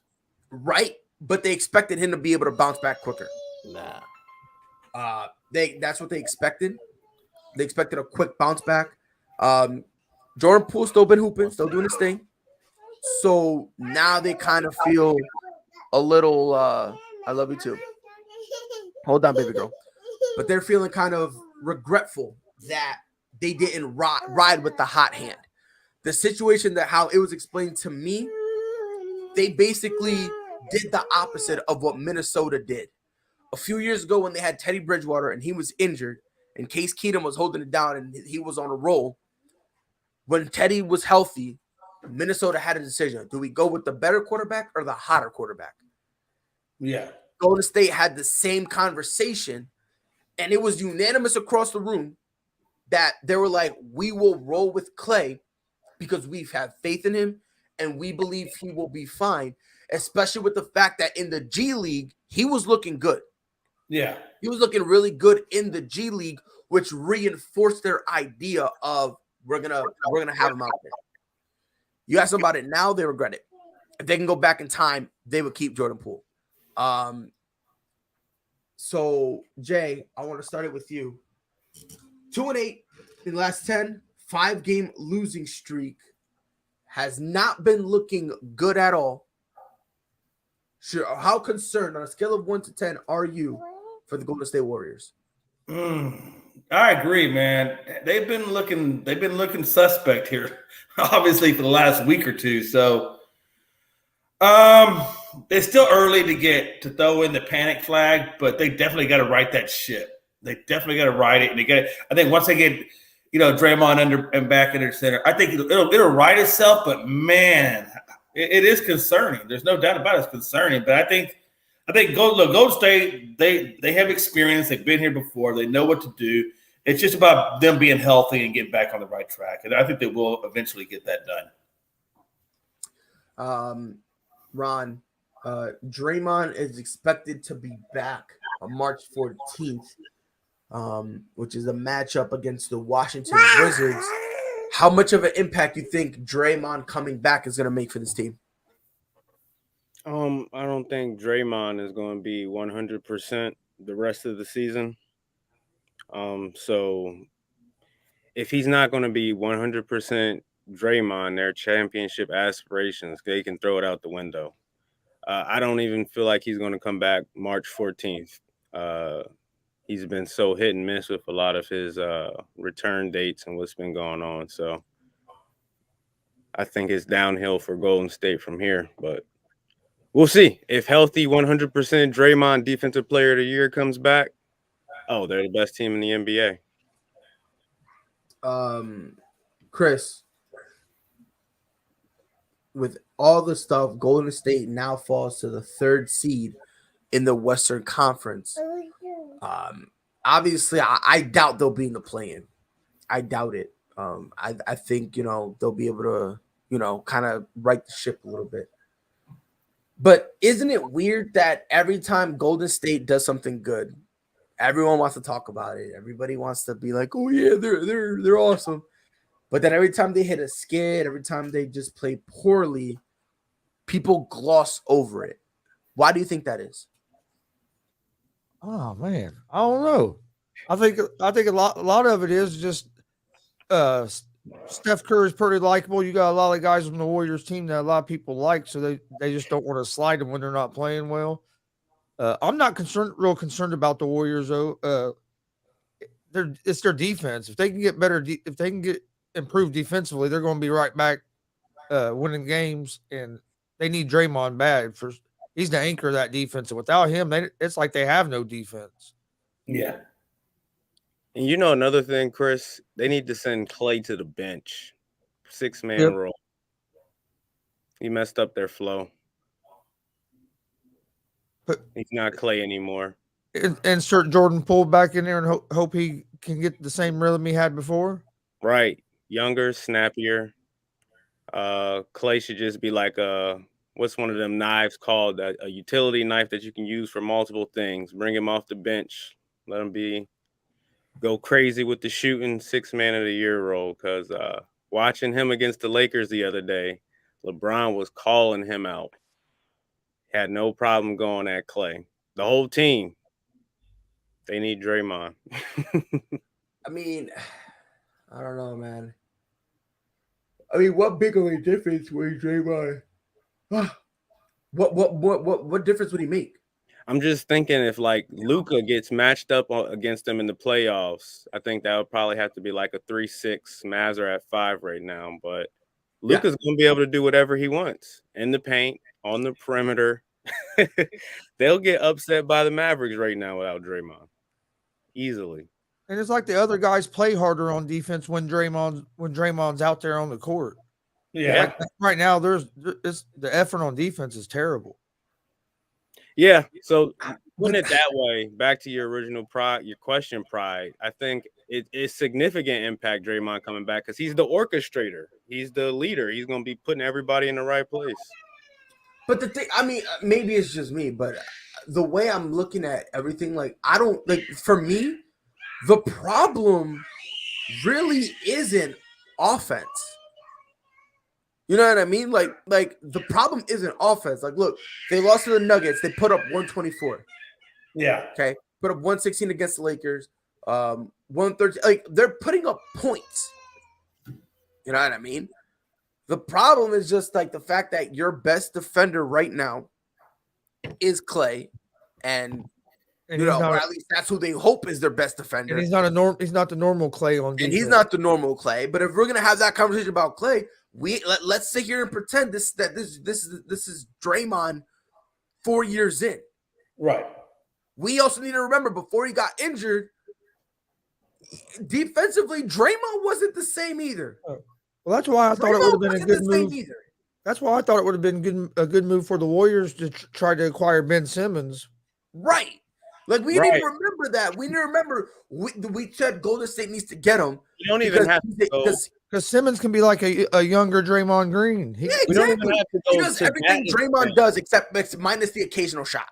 This is Golden State's management. Why didn't they decide to make any moves at all during the trade deadline? They didn't move any pieces. And like you think about somebody like a Robert Covington, who the Clippers stole from Portland. They could have gave him. Well, here's the thing. They tried to make moves. For who? Aaron Rodgers signed back to the Packers. I'm gonna find out what that deal entails, which is going to be hilarious. Let's see how long it'll take for this dude. What do you freaking do? Devontae Adams. Because if I'm not mistaken, someone fact check me. I don't think that when it 4 years, $200 million, $153 million guaranteed. Wow. That makes him the highest paid player in NFL history. Wow. That's adorable. So what about Jordan Love? Get him out of here, coach. So here's okay. I want to talk about this. So 4-year, $200 million deal, right? Gets Can we trade Jordan $153 Love million for guaranteed. So he's bet 50 million a year. What would he get 50 million? I don't think he gets 50 million a year. No, he doesn't. I don't think so. Well, 4 times 50 is 200, Pride. Right, but it's 153 guaranteed, and a lot of it is Well, front that's loaded. true. That's true. Yeah, a lot of it is front loaded. So he's not getting paid exactly 50 million a year. However, if you do it based the way you did it, Jay, like obviously the 4. It puts him like that over that like 45 million a year, like that Patrick Mahomes, like his contract came out too. It puts him as being the highest guy. It's almost the same, except he got paid more. Yeah, less years. Yeah, because Mahomes got that. What was it, 10-year? Yep. So 4-year, 200 mil, 153 million, fully guaranteed. And I'm not sure how, but his cap number goes down. Bless his heart. So what they did, reason his cap number goes down when they restructured that deal. When they restructure that deal, like they just they'll backload some of that money where he'll get paid. That way, it don't affect the cap as much this year. Oh, okay. So basically, so they'll basically give him money now. Like a huge chunk of it now. Yeah. And then he'll get paid like 15 mil for a couple years, for like a year or two. And then the rest of that money comes in. Wow, that's crazy. That is crazy. That's insane. So now here's the question. Here's the question I have. What is more likely? Devontae Adams gets franchise tagged or him actually getting a deal down? Oh, he's definitely getting franchised. With Rodgers' cap with Rodgers' cap number going down, that they might be able to work out a deal with Adams now. Well, that's true. That's true. That's what I'm saying. Like, and maybe not have to franchise him, and then you're going to have two. It depends on how much Devontae Adams is asking. It depends on how much Devontae's asking for, and whether it's more beneficial to franchise him if he's asking more than what the franchise is, and if they want to try to keep that number low. I think with Rodgers staying, it helps that if you do franchise Adams, I think he'll still play. I don't think he might try to sit out and force his way out. Where if Rodgers would have left, I thought he might try to get out of Green Bay. Oh, absolutely. Absolutely. If they didn't sign Aaron Rodgers, they are definitely not a playoff team. They're some mediocre version thereof. And I don't think Devontae wants to be on that type of squad.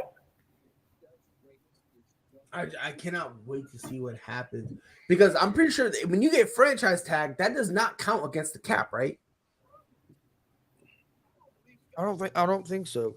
Right? I don't think it does, in all honesty. Oh, so if Devontae Adams, let me double check, because I'm pretty sure I looked up and I don't think it does. I mean, they could go ahead and franchise Adams, and then that'd leave them with some more money to get other pieces. Okay, no, it does. So it does go against the cap. Oof. Yeah, so it does go against the cap. So they'll be probably beneficial for them to try to get a deal worked out. No, I don't think so. Because if you do that, you're kind of just postponing this issue. Because think about it, he still wants to get paid. What was it, 25 a year? The only way they can make this possible, the only way, is if they basically give Devontae Adams like a 4-year deal, and then they front load his contract. So that way his contract and Aaron Rodgers are the opposite. How much would Adams go against the salary cap if they franchise tag him? Well, Dustin, you missed it. He actually signed already. He's going back to Denver. To the Packers. 4-year, $200 million deal. $153 million guaranteed. Like, That's crazy. That's crazy. That's 100% crazy. And now it all comes down because Adams is going to cost $22 million on the tag. But here's the thing, though. Would they say, "Hey, Adams, work with us a little bit. We'll pay you this now, and we'll work something else." Like, you $22 million on the tag. You're probably, if you do get him to a deal, it's not probably going to be less than $22 million. So they'll probably franchise. He's going to want probably $25 million a year. I think it was. No, he wanted 25, which, hey, I'll have to talk to you, but I don't know. Now it's going to be weird because there's no way I see Aaron Rodgers signing a 4-year deal, if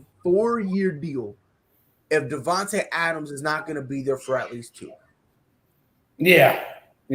There's no way. If Devontae Adams is there for 2 years, okay, I get it.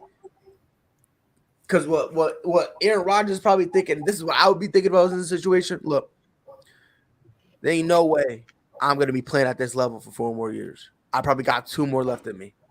Then after that, I'm going to start declining.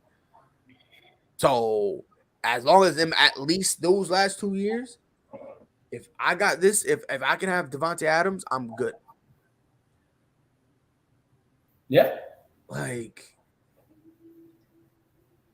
so and again, and Dustin said it earlier too, dog. Like, so what are they going to do with Love? He's like, are they going to keep Love and keep trying to develop him, or you think they're going to? I think they trade Love. I think they trade Love for picks. He's gone. He has I to think be. they try to get whatever picks they can for him, and they try to go after another franchise quarterback in the future. They agreed. The Aaron Rodgers and Aaron Rodgers, they actually agreed to it. Yeah, McAfee broke the news first, and then Rappaport has came out as well with the tweet about it. Yeah, that's gonna open up the fucking. Denver definitely feels stupid now. Denver definitely feels stupid because they hired Nathaniel. They got Nathaniel. Now they're stuck with Hackett. Hackett, you told us you could deliver. You told us you could deliver. That was it. Goodbye. And that's the bad thing. That was the only reason they hired him, because they thought they hired him, they were going to get Rodgers. That was it. That is the reason they got Nathaniel Hackett. Now, and Fangio is in the background of the meme saying, "I told your asses that. I told you." He's just probably like, "Oh well." I got you a Super Bowl. What's this dude gonna get you? That's so dumb by the Packers. I mean, I get why you're saying it's dumb, but let's be honest. Let's be 100% honest. What do they expect? What did we expect to do? If they lost Rodgers, they were done. Because if they lost him, guess what? Guess who else is walking right out that door too? Devontae Adams. He's going too. So it's like, at least you got Aaron Rodgers still. Yeah, you haven't had playoffs. You haven't had the success to get to the Super Bowl. But if you lose Rodgers, you're not even getting to the playoffs. You're not even gonna have a chance. He's like, I need a drink. Dustin said Hackett is gone next year. I'll be surprised if he lasts this year. He'll come out here later that they've made a deal and they're trading them back to the Packers. Be the offensive coordinator again. Because again, like, the only reason that Nathaniel Hackett went there was because he convinced him, I can get him. Me and Rodgers are best friends. I get him over here. Right. So it's like, I'm just waiting for Devontae Adams at this point. That's all I'm waiting for. Is it today? Is it today or tomorrow when the today's the deadline for a franchise tag? Yes, today's Yeah, that's I why thought it was that's why today. that's where you're kind of seeing a lot of I thought it was franchise today. tags be done because this is the deadline. You know, like after this, if they don't franchise tag him, If they don't you know what I mean? franchise tag He's him gone. today, that means they must think they have a deal close to being worked out with them. If you don't think you have a deal worked out with them, you have to franchise tag them so you don't lose them. Like, and by the way, Kyle, earlier we said that Chris Godwin was franchise tagged. He's not franchise tag officially. What happened was they have the franchise tag just in case. They're trying to work out a long-term deal with him. So it's basically going to come down real close to the wire. So if they can't basically, hammer out all the details, then they'll franchise tag him. So that's basically like their last resort. But they are trying to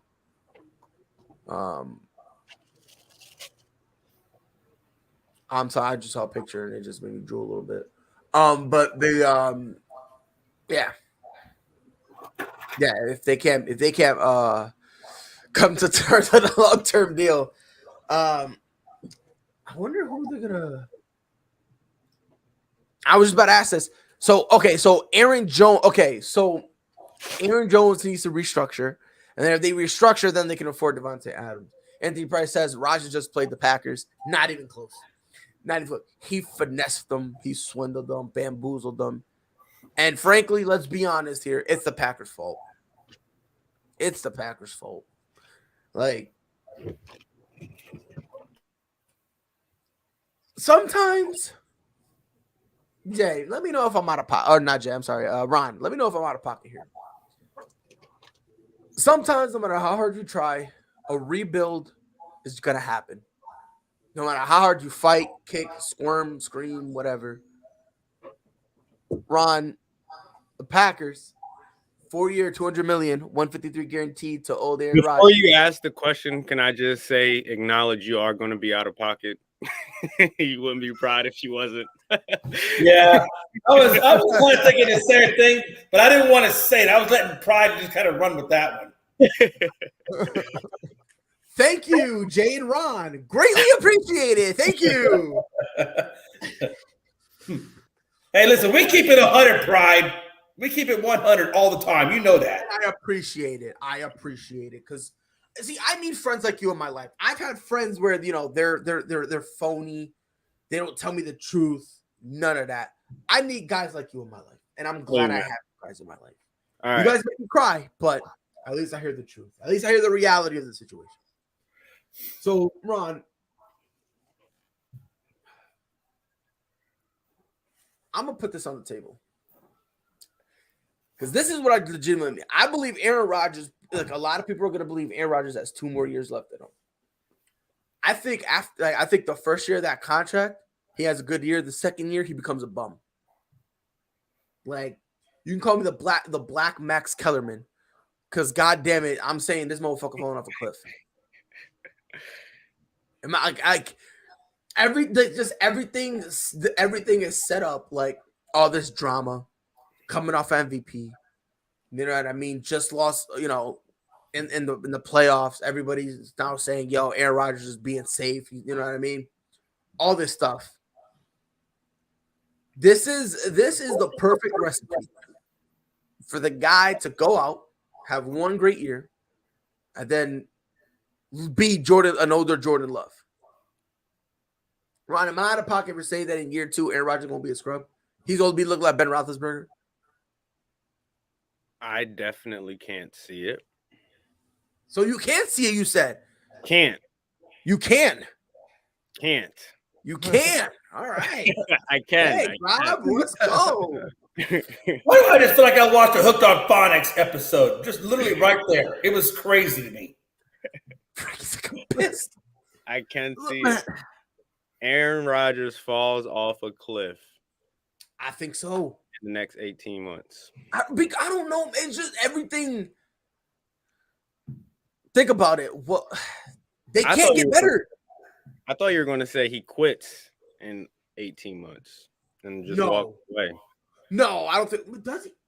153 guaranteed. I mean,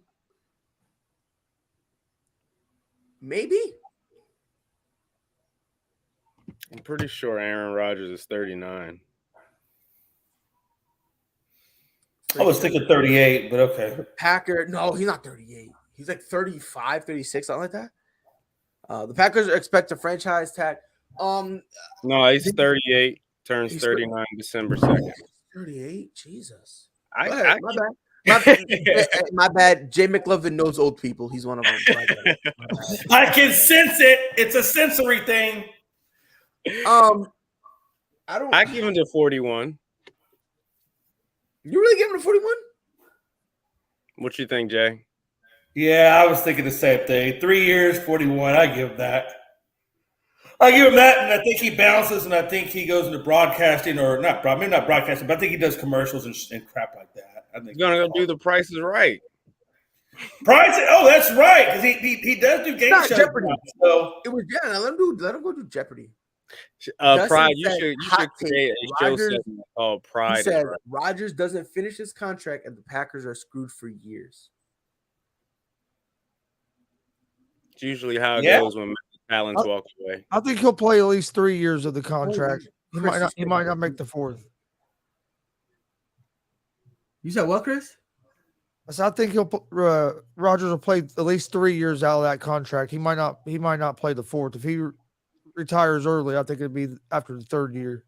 I think he only plays 2 years.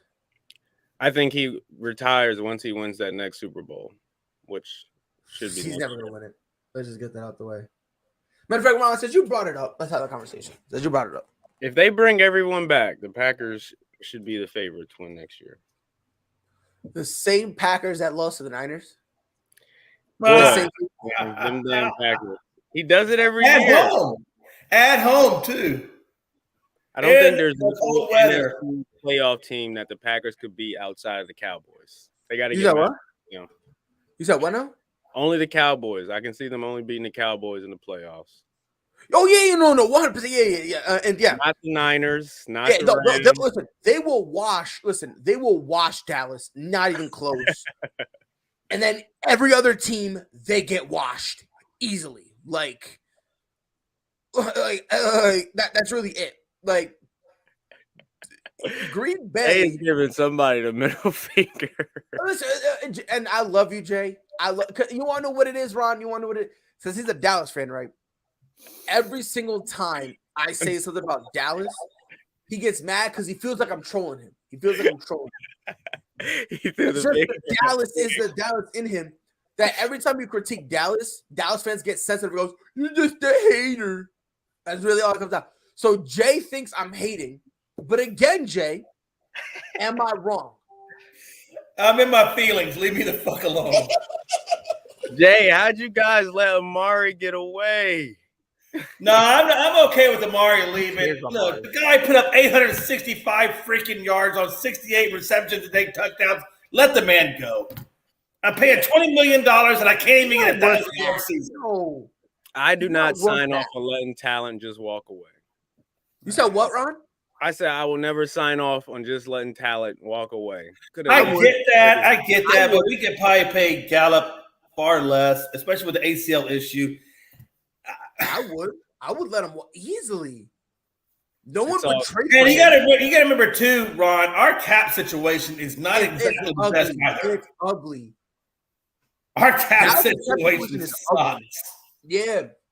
So and why are you gonna pay Amari that when Amari's not worth that money? Let's just call it what it is. And let's be honest, I would be surprised if freaking Elliott walks, because is Elliott really worth $20 million damn dollars? Oh yeah, I'm trading Elliott yesterday. I'm not even trading him. I'm cutting him. I'm cutting Zeke. Because let's be honest, Pollard outperformed Zeke, and he's a fraction of the cost. But the thing is, hold on, Ron. This is where you need to be careful with it. I like Tony Pollard. I do not think he's at every down back. Right. I think if you put him as an every down back, his impact drops significantly. to the point that like people are gonna start calling him like a bust or stuff. Like I think that's how bad it'll be. And I like Tony Pollard. I just think if you get rid of Zeke, you need to have a power back there. You need So to Pollard is a running back by committee type of guy. Yes. And if you want to go running back by committee, I wouldn't even mind that either. I wouldn't mind that either. But if you're gonna have like a 1-2 combo, you need Thunder. You're gonna need the Thunder. Chris, you scared the bejesus out of me when you started talking. So it's like when you turn your camera. You know what? I was wondering that too, Pride, because I was sitting here thinking to myself, wait a minute, he's not even in the stream. How am I hearing his voice right now? He got that Midas touch. Well, usually if you turn your camera off, it shows a little thing up there. It's not showing that. Usually, I don't know why. By the way, Freddie is upset. He said Aaron Rodgers does not want to win. In honor for Pride, with all due disrespect, Aaron Rodgers will be 0-9 versus the Niners. He'll find a way to go 0-10. Robert, what's up? Rob. Man, I'm sorry, y'all, man. No, it's fine. No, I get it. 100%. Work is fine, getting whatever. busy, man. I know you're unreliable. We cannot depend on you. You're too inconsistent. That was rude. I didn't even do that. That wasn't me. That. I was just going to my spiel with Rob. I don't know who did that. But you're inconsistent. You're Hey, unreliable. listen, I did that because I feel like this one- Rob is cheating us like a prostitute right now. He just Rob. I am not. Rob. Nah, this one right here is for Frankie. Robert, you're too inconsistent like Kenny Omega. If you know, you know. If you know, you know. I know. You know. Hey. Yo, John Moxley versus the world. All right, Robert. See, the thing is, man, Go ahead. sometimes you got to show attention to the shit that pay you.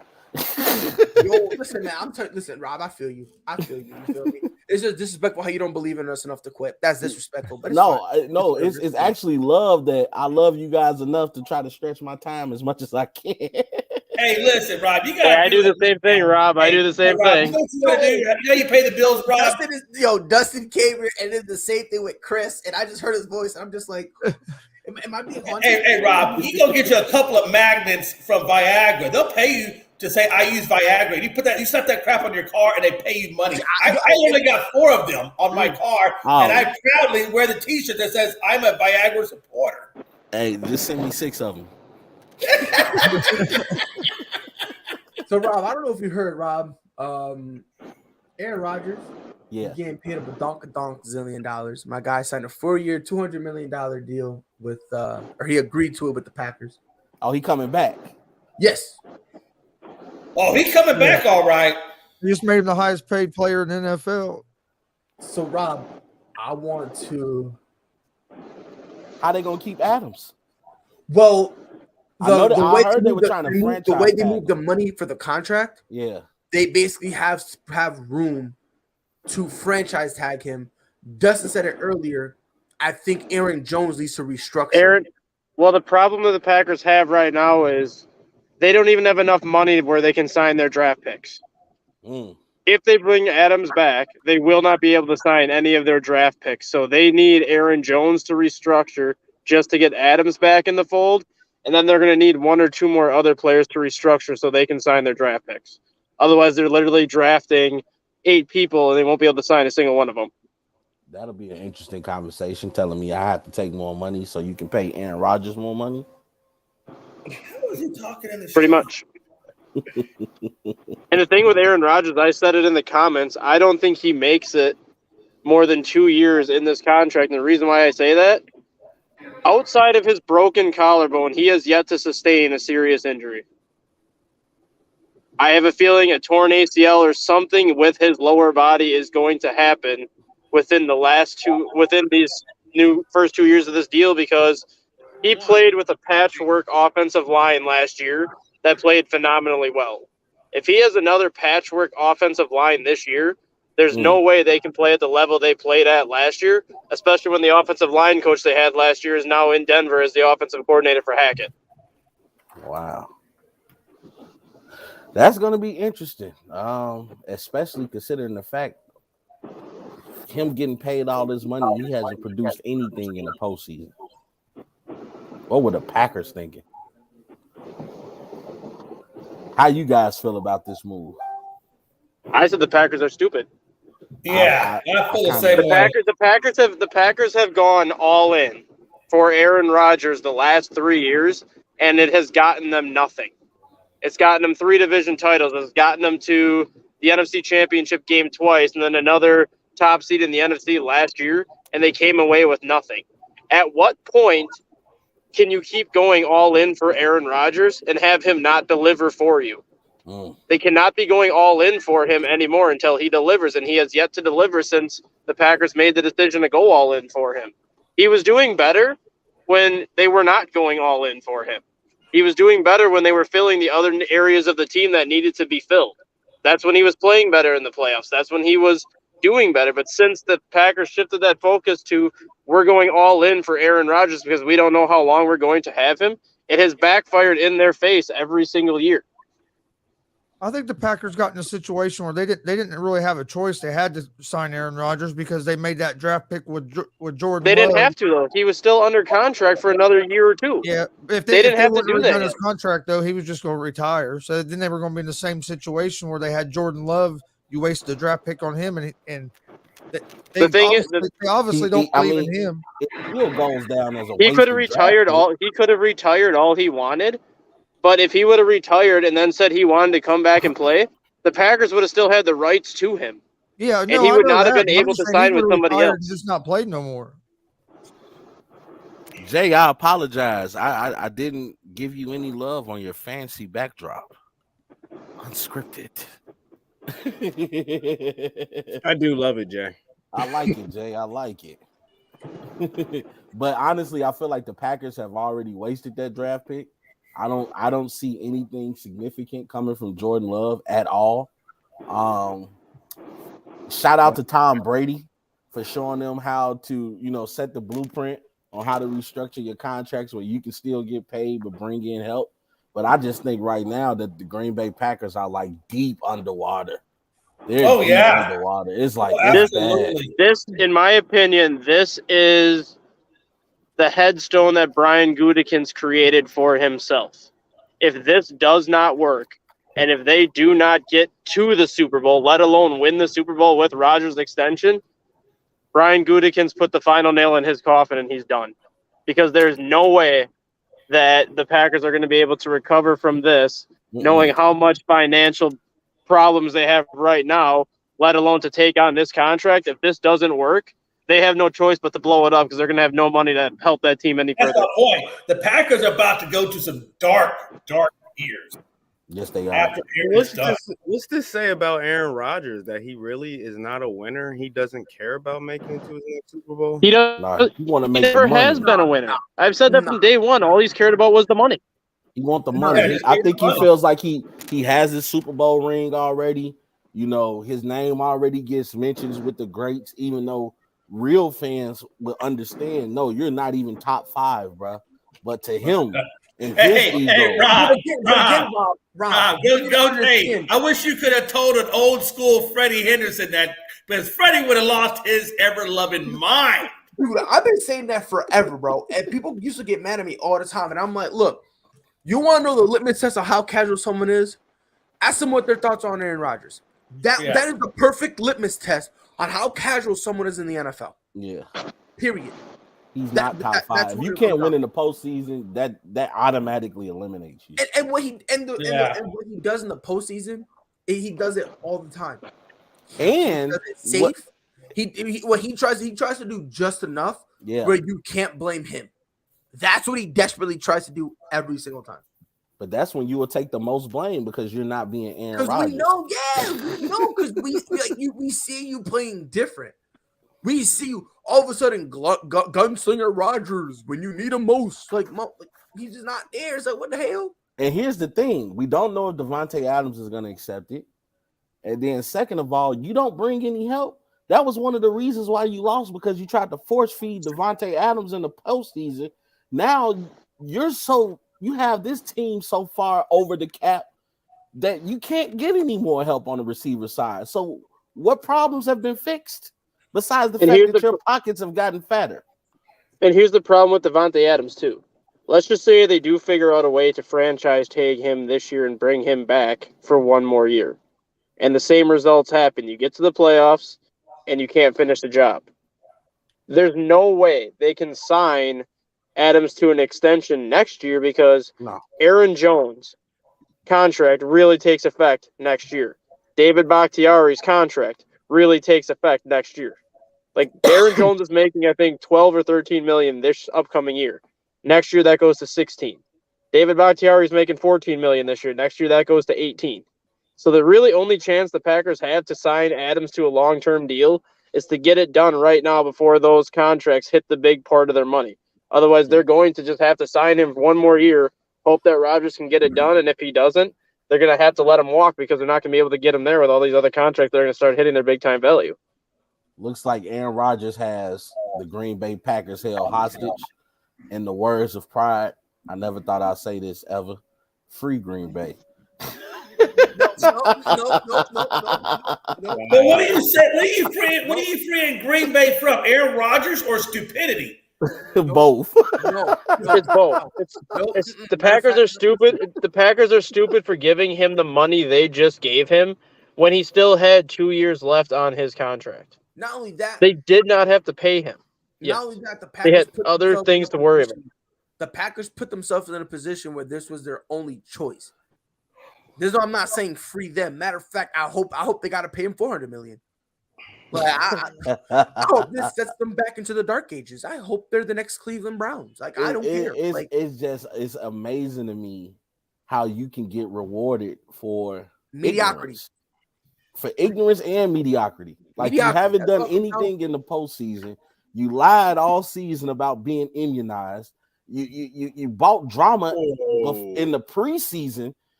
Talking about, am I going to retire? Well, I don't want to retire. Bring back Randall Cobb. I want this. I want to say so in front office activity. Like, dude, like Aaron Rodgers is the ultimate diva. Like, you can't even compare him to, like, a lot of people try to say he's like a diva like LeBron James. No, Aaron Rodgers is in a whole league of his own when it comes to being the diva. Yeah, he really is.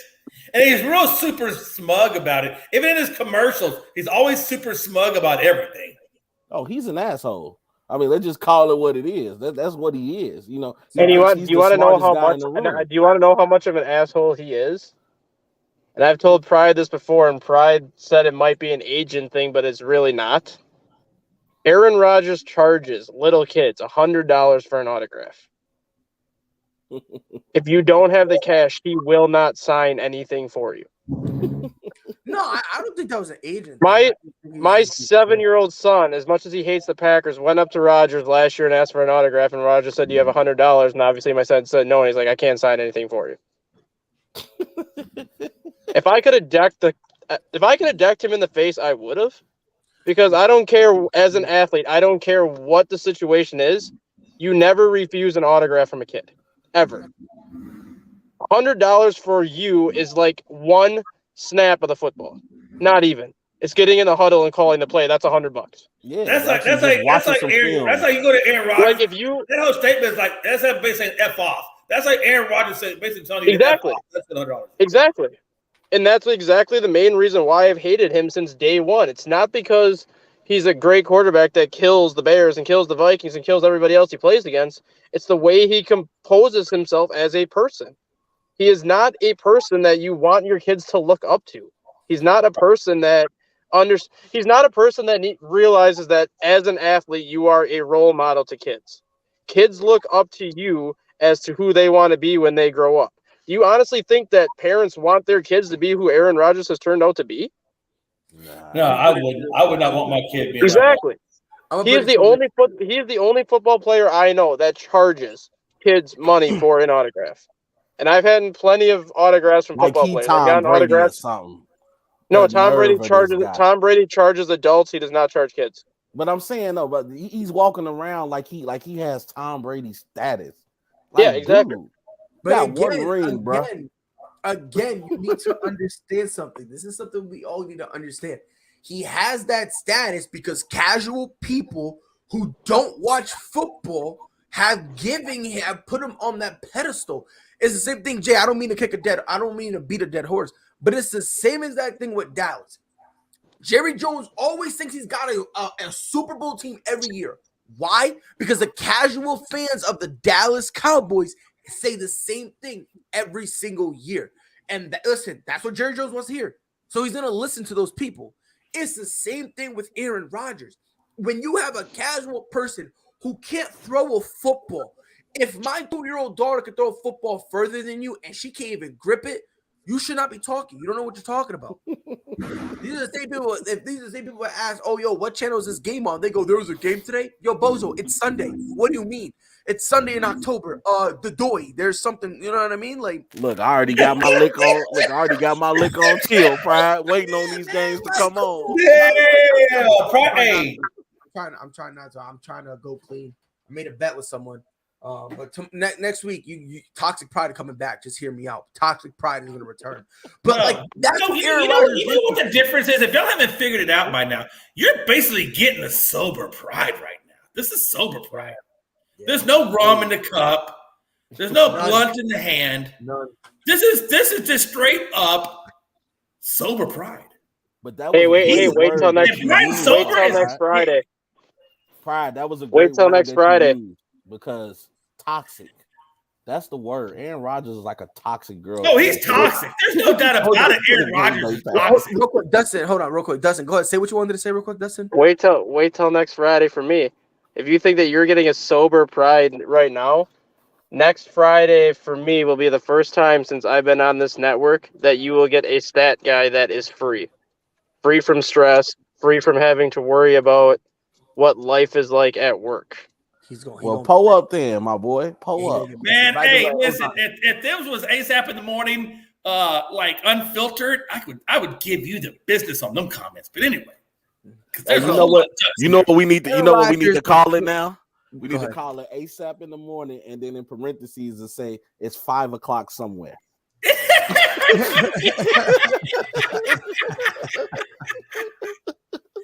Hey man. That's some bullshit. It actually is 5 o'clock somewhere. Hold on. Now, Damien, hold on. He said there saying Aaron Rodgers is Tony Romo 2.0. Shut the fuck up. Hey, they just went in. Hey, it's 5 o'clock somewhere. Yo, Jay, real quick, you have a cup on you? You got a cup near you? No, I have nothing. This is straight sober Jay. I just got coffee. Dog, I don't know, man. It's Mountain Dew. Air. I'm drinking air. Drinking air. Like, you know what I mean, man? Like, I had vodka and orange juice in my office this morning. Does that count? Hey, that counts. That counts. God, I wish I had some vodka and orange juice. That's a Dramosa. Jamosa. It's just funny, man. It really is. 110% hilarious. Green Bay shot themselves in the foot. Green Bay. What do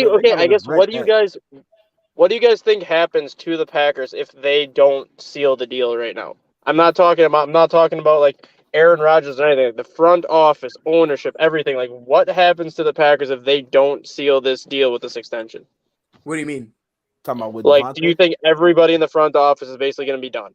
Yeah. If they do not get to a Super Bowl after giving Rodgers this extension. Yeah. So you're talking about you mean basically since it was announced, you're asking if it all of a sudden falls apart and Aaron Rodgers like if they do not get to a Super Bowl in the next 4 years after paying him what they just paid him, knowing that they won't be able to pay for the rest of the pieces they need. If they do not finish the job, do you see anybody in the front office being back after this contract is done?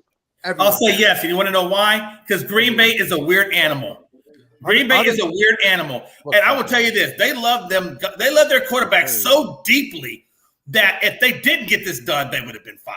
I think they'll be fired either way. I think they're going to be fired either way because if they don't win a Super Bowl, they're all going to be gone. But if they don't make this move and don't have a quarterback, they're going to get fired anyway. The people of Green Bay will be crawling for their heads. The management put themselves in a no-win situation. I mean, they didn't have a whole lot of options. They were going to be fired either way, I think. And here's my thing on it. Okay. They had an option. They could have literally been like, you have 2 years left. We're not going to extend you right now. And if he wanted to threaten the whole I will retire, let him. Because Aaron Rodgers does not have it in his DNA to retire yet, knowing how competitive he is. He can say all he wants that he is going to retire because he would have just used that as a leverage chess piece. If the Packers would have said, we have other pieces that we need to sign before extending you, and then if he wants to come back and say, well, if you're not going to extend me, I'm going to retire, Packers could have been fine, do it. And if he wants to come back, then a big enough dick and an asshole that he would have retired. Just Yeah. to Green Bay. Nah, I agree. I think this was a smack in the face to Green Bay that said, "You're nothing without I me." do too. That's how Aaron Rodgers feels. He told Green Bay. I agree with that. But what I'm saying is, he told Green Bay from day one it was never about the money. He told Green Bay from day one it was never about the money. Obviously, that was not true because it clearly was about the money. Because if it wasn't about the money, No, it wasn't. you would have taken less to bring more pieces into Green Bay. No, but here's the thing. The reason why I don't really think it's about the money. I just think it's about him being able to look into the face of everyone in that organization and say, I own you. Like, I believe in terms of his ego, he did this just so he could, when he's done, like he could be in the third, fourth year, washed up. They still have to pay him. And Aaron Rodgers is laughing. Yeah. He's going to walk in there with a shirt off Goodfellas that just says, F you, pay me. Yeah. Yeah, Like, pretty much. You know what I mean? And that's really what I think about it. And do you remember? Have you guys ever seen Jackass, the movie? Yeah. Classic. Remember when Jackass every day. So I don't know if I have to watch the movie. I pretty much live Remember when Steve-O got the picture of himself tattooed on his back? Yeah. Doing like the double thumbs up. That's what Aaron Rodgers is going to do when he retires. He's going to have a picture of himself on the back of him flipping his $100 bills with the Packers logo on it. Yeah, Aaron Rodgers is the type of person to show up to your party with a cake of himself as a gift. Yes. Yep. Aaron Rodgers is the type of dude that on your birthday, he wants a cake himself. like no, there's no debate. Aaron Rodgers is the type of dude that like you can't compliment anyone else in front of him because then he goes, "What about me?" Yeah. But look, while we're at it though, Aaron Rodgers, if you're watching this, let me hold something. I mean, no debate. Come on, bro. Aaron, I don't know if you know, I'm low key your brother. You feel me? We're half and half. You haven't seen mom. You know, you're away from mom, so you can't DNA test me because you don't talk to her. So just take my word for it. You know, we're related. Send me something. Let me hold something. And here's my thing, bro. Like, and here's the funny part about it, because Jay, you asked if everyone's gone. If they let go of Aaron Rodgers, everyone's gonna be fired this year. All they did was buy themselves 4 more years to go find another job. Yeah, that's true. And the reason I feel that way is because when this team rebuilds, you need to get rid of everyone. You need to purge everyone. You already feel dumb as ever for how you handled the entire Aaron Rodgers debacle. You went and traded up to get Jordan Love. You told us Jordan Love was going to be the next guy. You then, when Aaron Rodgers was crying, well, what about me? They were like, okay, cool, sure, what about you? But don't forget, he's here too. Then all of a sudden, you turn your back on him. And after you turn your back on him, this kid could throw the ball. Meanwhile, he's throwing helicopters. This kid has great vision. Meanwhile, the dude is throwing interceptions every other play. This kid supposedly has the greatest arm in the world. All of a sudden, he's throwing like Tim Tebow. These guys have been doing the exact opposite of what a normal person was doing. I'm glad Aaron Rodgers strong armed you. I'm glad he got his money. I'm so glad because now every single day for the next 4 years, you're going to be reminded of how stupid you are, how you guys made the wrong choices, and how you wasted a pick on Jordan Love, who in 2 years will not be on your roster. And I guarantee when he finally leaves, guess what? You guys will not have anything in terms of backup to the point you guys are gonna have to go hit a Brock Osweiler and have him come out of retirement so that way he could be your quarterback. And the funny thing is, you know, if Rodgers stays healthy, the Packers are going to be a playoff team. So they're automatically pretty much going to pick outside the top 20 every single year that Rodgers is there. Right. So not only is Jordan Love the backup who's not going to see the field right now unless Rodgers gets hurt, but in 2 years when Jordan Love leaves, you're not going to be able to get that great of a quarterback because you're not going to be picking inside the top 10. So unless you go and spend more money for another replacement in free agency, you're pretty much screwed at this point to get any solidified future starter unless you trade Rodgers to somehow get into the top 10. But here's the thing. This is the part that really makes me laugh a lot. This is the best part.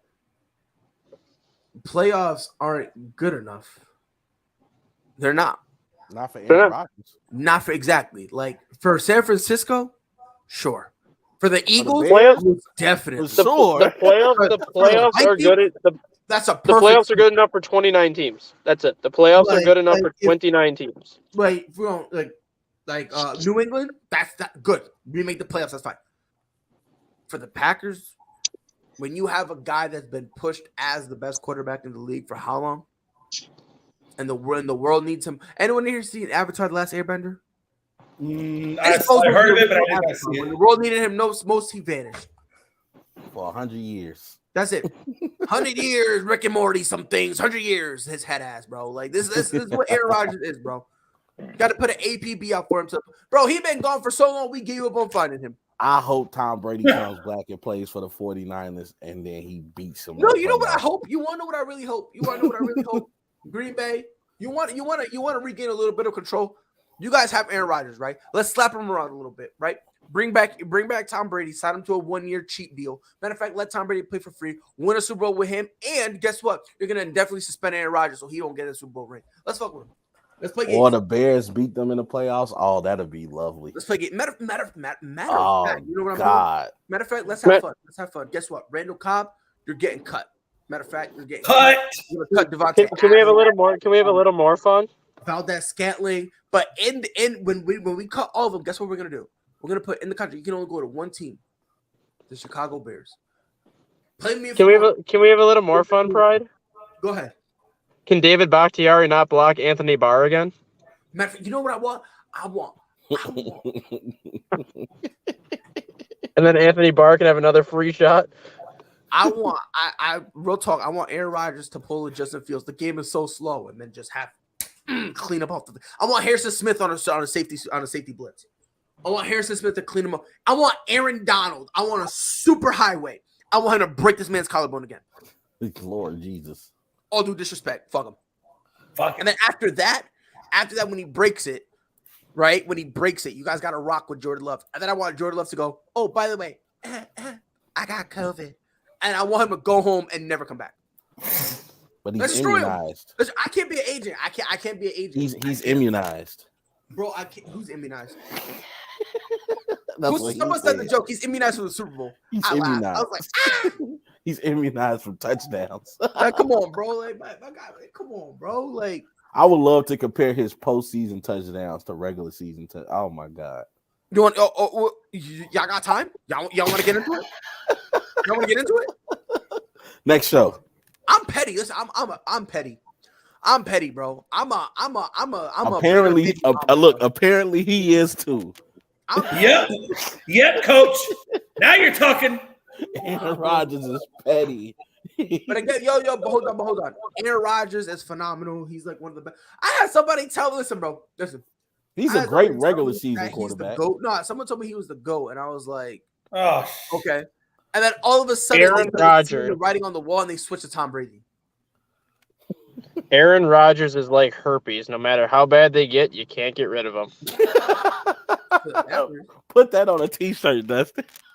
Oh, I'm telling you, man, it's ridiculous, bro. Like this, I cannot. Hey, somebody losing their stuff right now. Like, did they just compare Aaron Rodgers to herpes? Well, it's the truth. No matter how.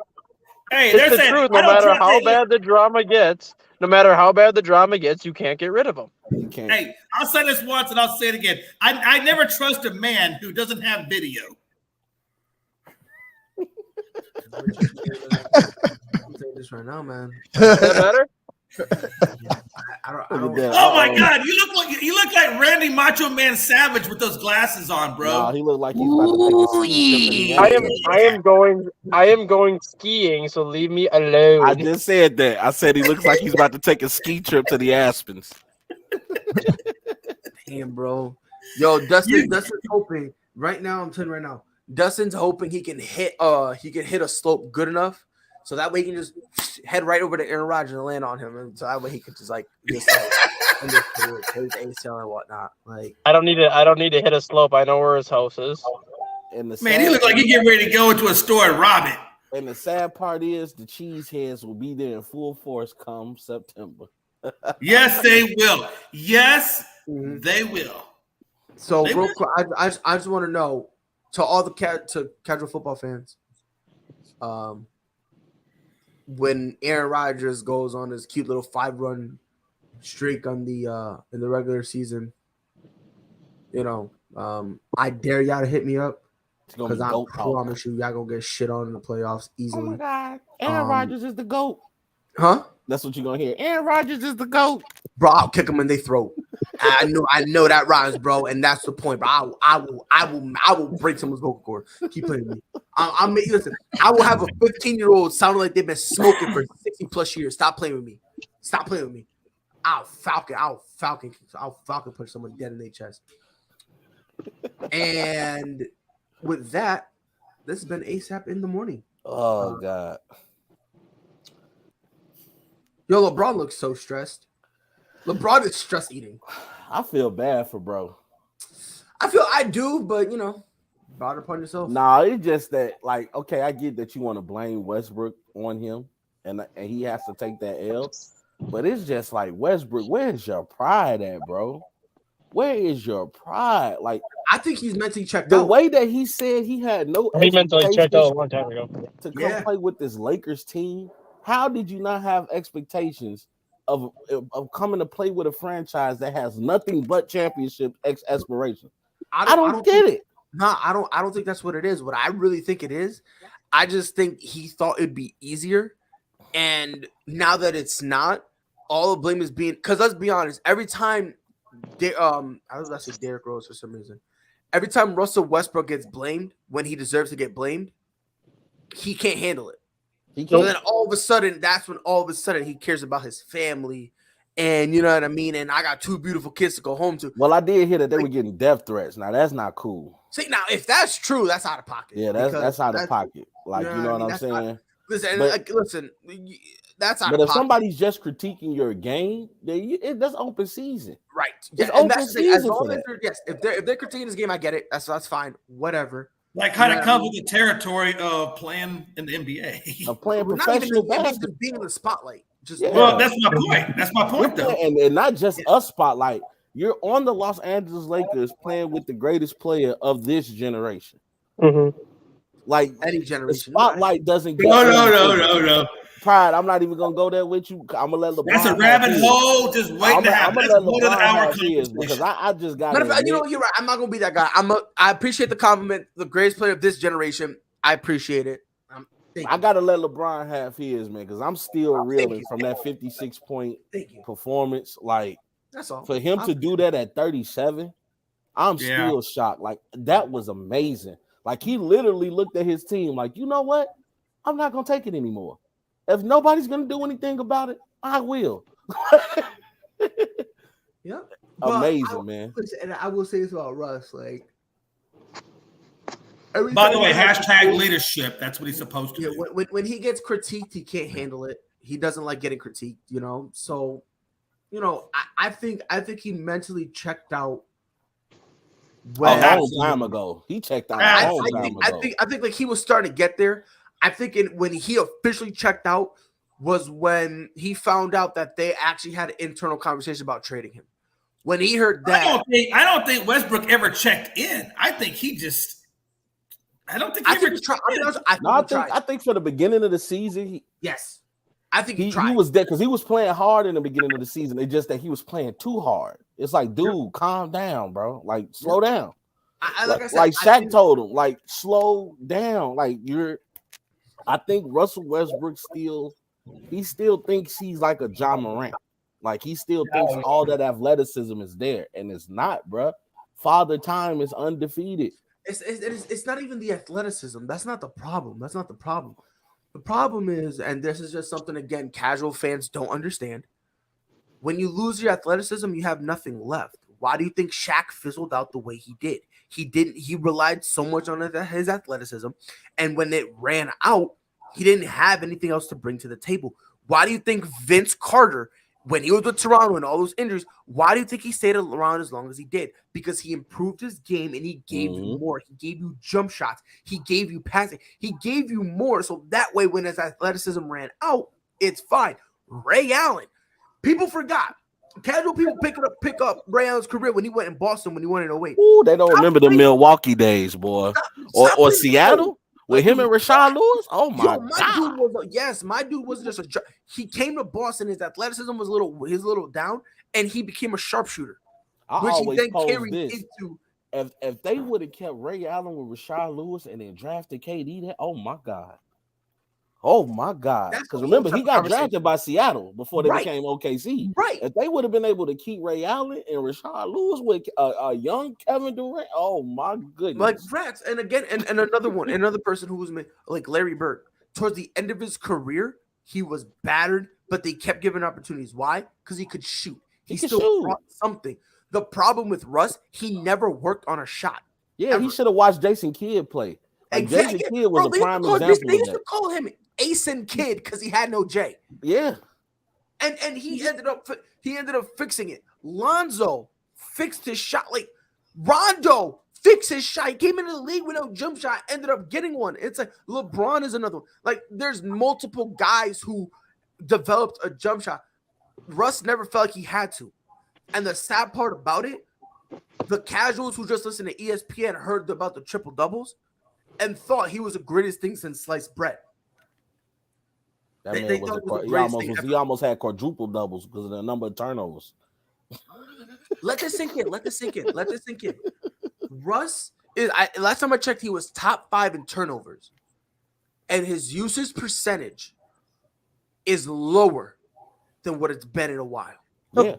Oh, they gave him MVP because all the people listening to ESPN about exactly. Yeah, exactly. I mean, he had a miraculous year that year, but in that same case, it was all case for Chris Paul the following year. And don't get it twisted. If you want to give him the MVP, I'm not going to take the MVP from him. That's fine. If you want to give him the triple doubles, that's great. But he does not play winning basketball. You know what it was? He got off at the right time.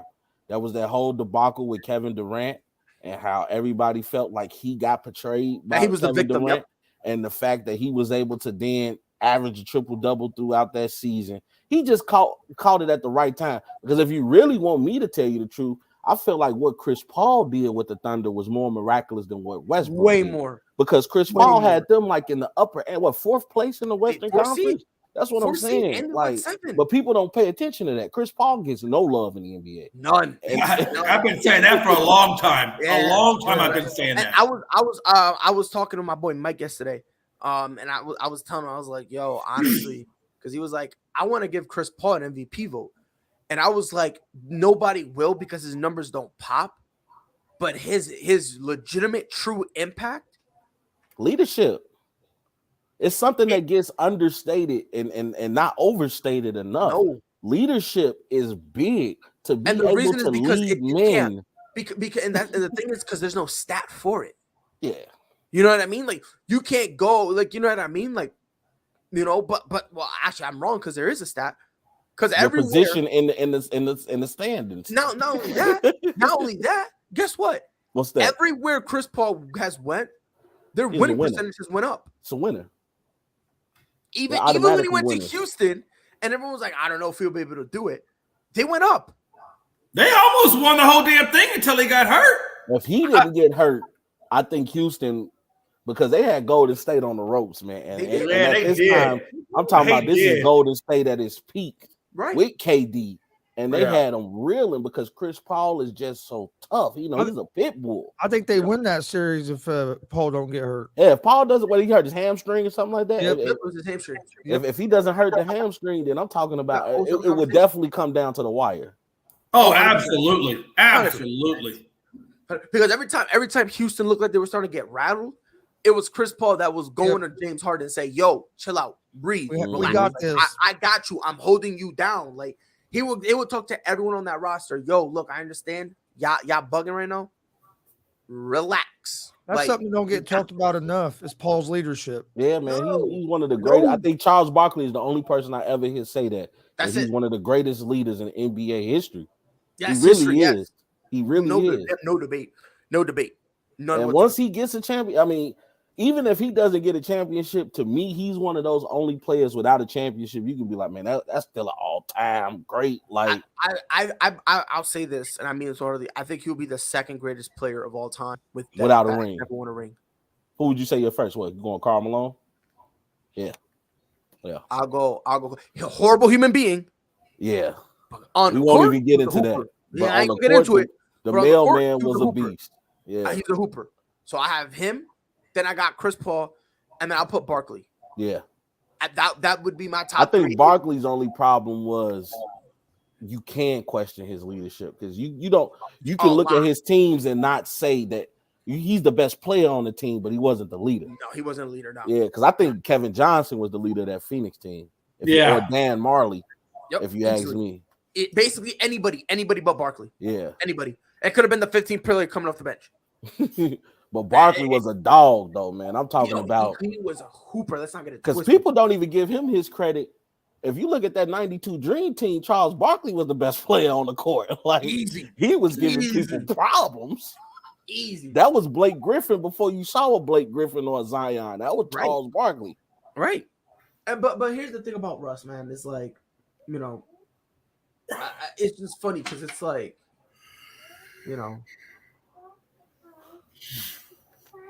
I don't expect why people thought it was going to be different than what it is.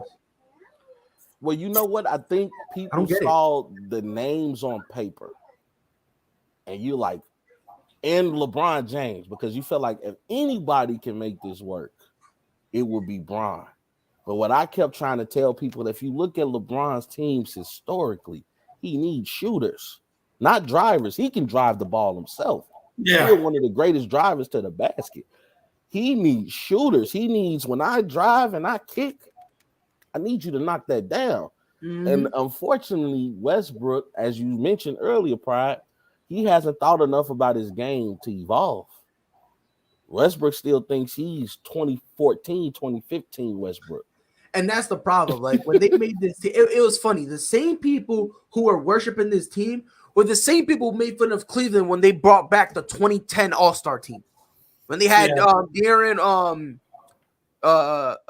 Williams and they had Debra and they had yeah. Like these are the same people. It's like I never understood it. To say this team would work means you're, all due respect, you're a moron and you're an idiot. Because the only way it would have worked is if you had a time machine and get 2015 Russ, which even then 2015 Russ really wasn't that spectacular in terms of like winning. He just was more. I feel like actually 2014, 2015 Russ to me was more dedicated to the game. Right. Exactly. Like this Russ now, he doesn't care. He just wants his money. Like he is he is what yeah. It's like you're not getting that Russ. You're not getting Pete. He got his MVP and he got his money. I don't think he really cares about. I don't think he really cares about getting a ring. That's a great point, Chris. I think the MVP was his championship. I think so too. That's a great point. Point. I think so too. He can't. And the like reason in his mind, he felt like, okay, Kevin Durant, I'm equal to you. You were an MVP. I was an MVP. And after that, he was set. He was like, I'm good. He's chilling. Now just pay me. Right. And that's the thing. And I think what it is with Russ, his main problem is like he wants to win, but he wants to win it on his sole terms. His way. He doesn't want to change or anything. And the sad part about it is you're not that guy. Mm-hmm. Again, casual people who don't watch basketball is not ready for this conversation. But Russ is not a guy that you give everything to. No. Right.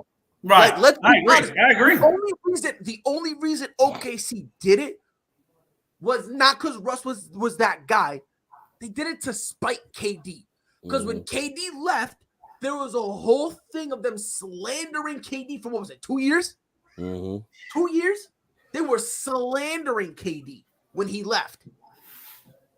So they weren't doing it because he was that guy. Because ever since he left, the best chance he had to win a ring, but prior to this, was in Houston. Mm-hmm. That was the furthest he's been in the playoffs without KD. What happened? I want someone to explain to me what happened. Oh, wait, I'll do it myself. He wasn't being able to get the triple doubles, got butt hurt, and demanded a trade after 1 year. Yeah. But no, Russ going there, that means they're a championship team. Question mark? I need to start a petition to the government, bro. We need to stop letting randoms who can't even spell basketball talk about it. We gotta stop doing that. Rob, you with me? We started a petition. I'm with you. I'll Chris, sign you with me? I'll be the first name. You with me, Chris? Jay, you with me? Oh, hell yeah. Let's do They it. shouldn't talk sports. You know what I'm saying? Like when you say stuff like Russell Westbrook is one of the greats, or you say Aaron Rodgers is the GOAT. Yeah. Bro, Russell Westbrook is good. But I think that word great gets thrown around too much. There's a difference between good and great. You can be very good. That doesn't make you great. Bro, it's hold on, because I'm doing something very, very critical, very important to the cause that we have here. Because this is real life. I don't care what anyone says. This is real life. This is real life. By the way, like I said, bro, this is real life. I'm interested to see what show you fine, exquisite, intelligent young men. What I'm doing here. The petition has been started. The petition has been started. If anyone here wants to, be involved in this petition, feel free to reach out to your boy. I will put your name on here. And by the way, this is not, I want this to be known and clear. This is not a joke at all. It's not a joke at all. When you tell me, I'm being serious. I want people to actually message me that they are okay with me putting their name down. So that way I don't, just put random names down. I am literally sending this to the government. I say I'm sick and tired of the mess. I'm just done with it. If I can get a law called Pride's Law, this is real life. I'm sending it to the government. I just want to show you guys that. No longer, don't speak about sports. No, highlight watch it. If you don't even watch the game. Just sit at home and watch Sports Center. Yeah, that's it. If you just want to watch it, hold on. I think you might be one of the people we're talking about, but I'm just saying. Listen, hey, people love they want to self-destruct. Hey, but Pride, Chris, Jay. Don't you know what these people remind me of? They remind me of, you remember on Anchorman? Yeah. The guy that did the sport. Wham! Bam! Whammy! No, but real talk. I'm gonna have this up. It's saved, by the way. So if anyone wants any updates on who has signed it, let me know. I'm gonna put it in the group chat, and if anyone says yes, I'm putting their names down. We need to make sports not casual. Okay. Especially if you're gonna converse about it. If you're gonna speak on it, know what you're talking about. That's all I listen, you don't gotta be smart. You just can't be dumb. That's the only rule I have. You don't gotta be smart, just don't be dumb. Okay. In the words of Charles Barkley, nobody's a professional but God. That's like a song lyric to me. And here's my thing, man. I'm gonna tell you this right now. As time goes on, I will come up with 3 questions. That's a litmus test. If you feel, I'm making a test, goddammit. I'm gonna make the easiest test in the world. Like, for instance, like if you think Michael Jordan's the GOAT, you're on this list to get banned. If you believe first of all, Aaron Rodgers is the GOAT, you're on this list. If you're a Chicago Bulls fan, you're on this list to get banned. So I'm getting banned, Pride. If you're a fan of Derrick Rose, you deserve to be on this list. You know what I mean? If you reside in Illinois, you deserve to be on this list. Oh God. Hey, Pride, whenever you come to Chicago, call me first. I gotta introduce you. I'm good. I'm See, like, don't. this is I'm like, yo, Pride Chris. just talking stuff for the show. Don't do nothing. Yo, to Chris, him. you see Chris, you see that? He caught himself live, bro. Hey, I bet you, any amount of money, Pride does not step 1 foot into the city of Chicago. I would. Man, right now they're putting billboards up. Have you seen this guy? By the way, if LeBron was great, why did he leave Cleveland? Simple. It's on the thing. If you really followed it, the Cleveland Cavaliers were not giving him the talent he needed. It was always LeBron James or bust. Now, if they were giving him the talent and building around, I have no problem with him staying, and I would be knocking. But if you're in a situation where they're not giving you what you need to win, it is just you to bust every single year, then yeah, you're gonna leave.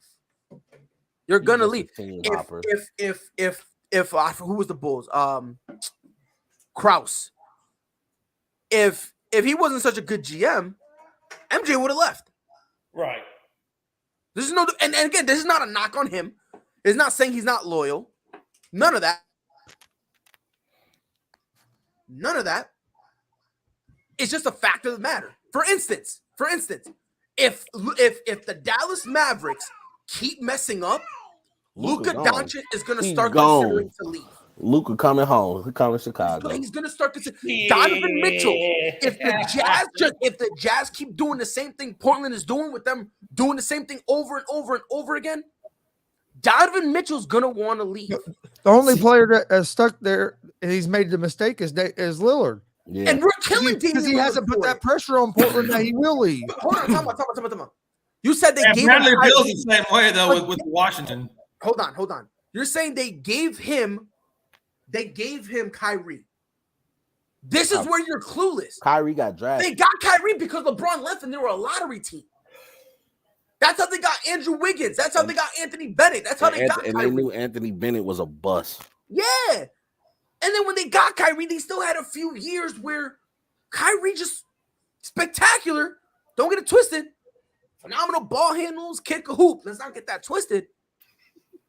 But you know what though? LeBron was in his right to leave the first time. Yes. Like, he took a bunch of bombs to the finals. Yes. Let's just keep it real. Let's keep it 100. And when he left, he always said, "Look, I'm going back. I want to win a The championship." only names I remember on that roster is Mo Peterson and Booby Gibson. I remember Delonte West because he was banging his mom. In his eyes, he had already won. Yeah, no doubt. Let this sink in, bro. You're getting yelled at, coach and your stepdad. If I'm broad, I'm running away too. I'm gonna do how I do. I'm leaving a note on the table. I'm putting my backpack on, and I'm like, I'm running away. Look, on top of that, you're gonna be mad at the team because you're gonna be like, I know you knew.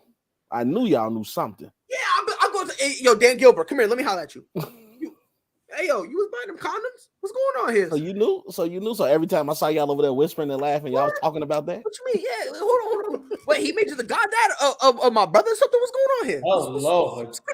Yeah, Kyrie was drafted. That was just more. Yeah, he was drafted. That was more enticing for LeBron to come back because he knew he wasn't coming back to no losers. Right. But let's be honest. Let's just be honest. You know what I'm saying? Because I know I give LeBron a lot of slack, but let's be honest. A lot. If you're leaving a team, why would you leave a trash team to go to another trash team? Let's just be honest. You might as well stay with the trash team you're already on because they can give you a Supermax. So, but I like how you be trying to slide that LeBron is the GOAT in there, boy. You go ahead and keep. That's my job. That's my job. Yeah, but again, all I'm saying, and here's the weird part about it. When MJ went to the Wizards, no one killed him for loyalty. When Kareem demanded a trade from Milwaukee, no one knocked his loyalty. But it was a different story with MJ because of all you did for Chicago, Chris, you couldn't get this man a piece of the front. It's always an excuse. At the end of the day, he left because when it comes to LeBron, if LeBron wanted anything in Cleveland, it was his, bro. Let's just be honest. If he wants anything in Cleveland, it was his before he left the first time. Now, since he's gotten them a ring, now everybody's back cool with him. But if you look at the first stint in Cleveland, LeBron could have said, "Man, y'all got to fly Barack Obama in here." In whatever their arena name is, and they would have did. That's not true because he was asking for help his final 3 years. They couldn't get nobody. Nobody want to play in Cleveland. Didn't him and the owner get into it? Yeah, Dan Oh, Gilbert. It's one thing to be trash in a big market. Hey, It's another thing to be trash in a small market. I think Jordan's the GOAT, but I didn't have a problem with LeBron leaving Cleveland. Everybody who has sense thinks Jordan is the GOAT. You said what? Everybody who has sense thinks Jordan is the GOAT. You're actually outnumbered here. And that's fun. And very funny part. And you know what? And that is okay. That is great. I'm lacking sense. Hey, you ever wondered how you can get a square peg into a round hole? That's this conversation with LeBron. This is all I'm saying. This is all I'm if saying. the damn piece don't fit, leave it alone. Go on to the next one. This is all I'm saying. When LeBron leaves, y'all kill him for it. When MJ leaves, it's an excuse and there's a reason. But MJ didn't leave to play with Dwayne Wade and Chris Bosh. Doesn't matter. He played for the team, it right? does matter. And no, it doesn't. For the Wizards. Hold on. He left. He retired. He went to an organization that wasn't even in the playoffs, bro. Hold on. But why didn't he take a job in the Chicago Bulls organization? This is a whole other hour conversation, right? This is rabbit holes. That's all I'm saying. No, that's all I'm saying. It's all right, Chris. We about to end it out. It's about to end it now. Go ahead, Pride. Take us home. Hey, man. Pride done got about 5 different rabbit holes, and I've literally watched Chris nod off 4 times and drool, okay? This is all I'm saying. This is all I'm saying. And by the way, Damian, save that comment. I promise we'll talk about it tomorrow because I'm getting yelled at. This is all I'm going to say. When Braun left, y'all killed him. It's because of how any other superstar does it. There's always an excuse. He shouldn't have made me waste an hour of my life. And okay, I'm not gonna. All right, listen. You're not gonna catch me defend the decision. You're not gonna get me. You're not gonna catch me do that. You're not gonna catch me do that. So no, okay. You know what He was like, okay, you won this argument for taking my talents to South Beach. I know. I'm glad about that. I'm glad. Yeah, I know on Raw that challenge. Like, yeah. Austin accepted the challenge. Oh, yes. WrestleMania going up.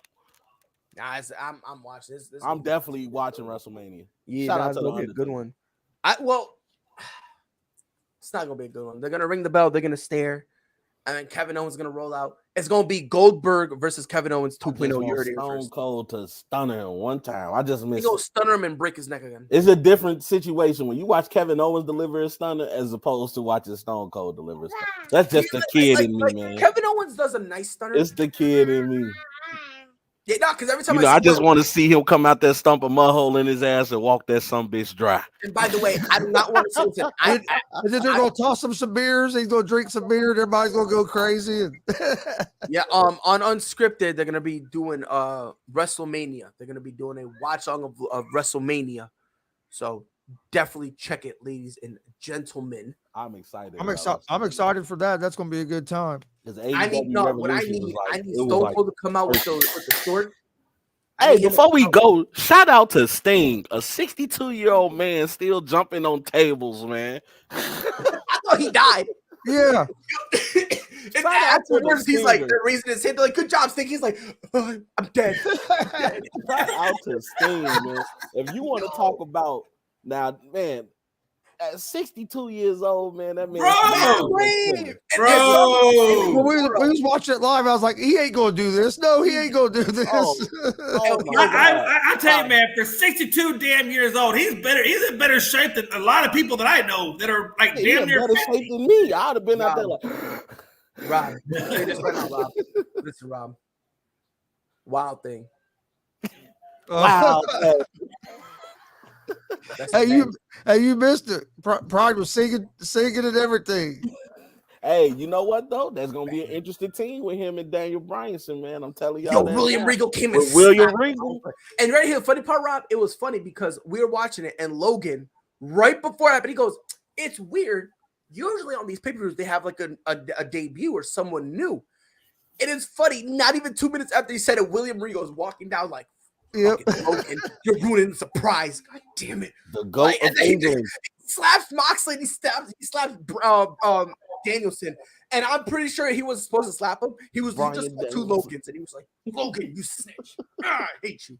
Hey man, shout out to AEW, boy. They almost give you that attitude era feel, man. Almost. Yeah, they do.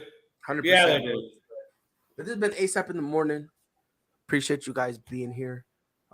Jay, Rob, Chris, Justin, Ron. Appreciate you gentlemen joining me. It is your boy Pride. We'll be back here tomorrow morning, 9 Central, 10 Eastern. Until then, y'all know what to do. We gone.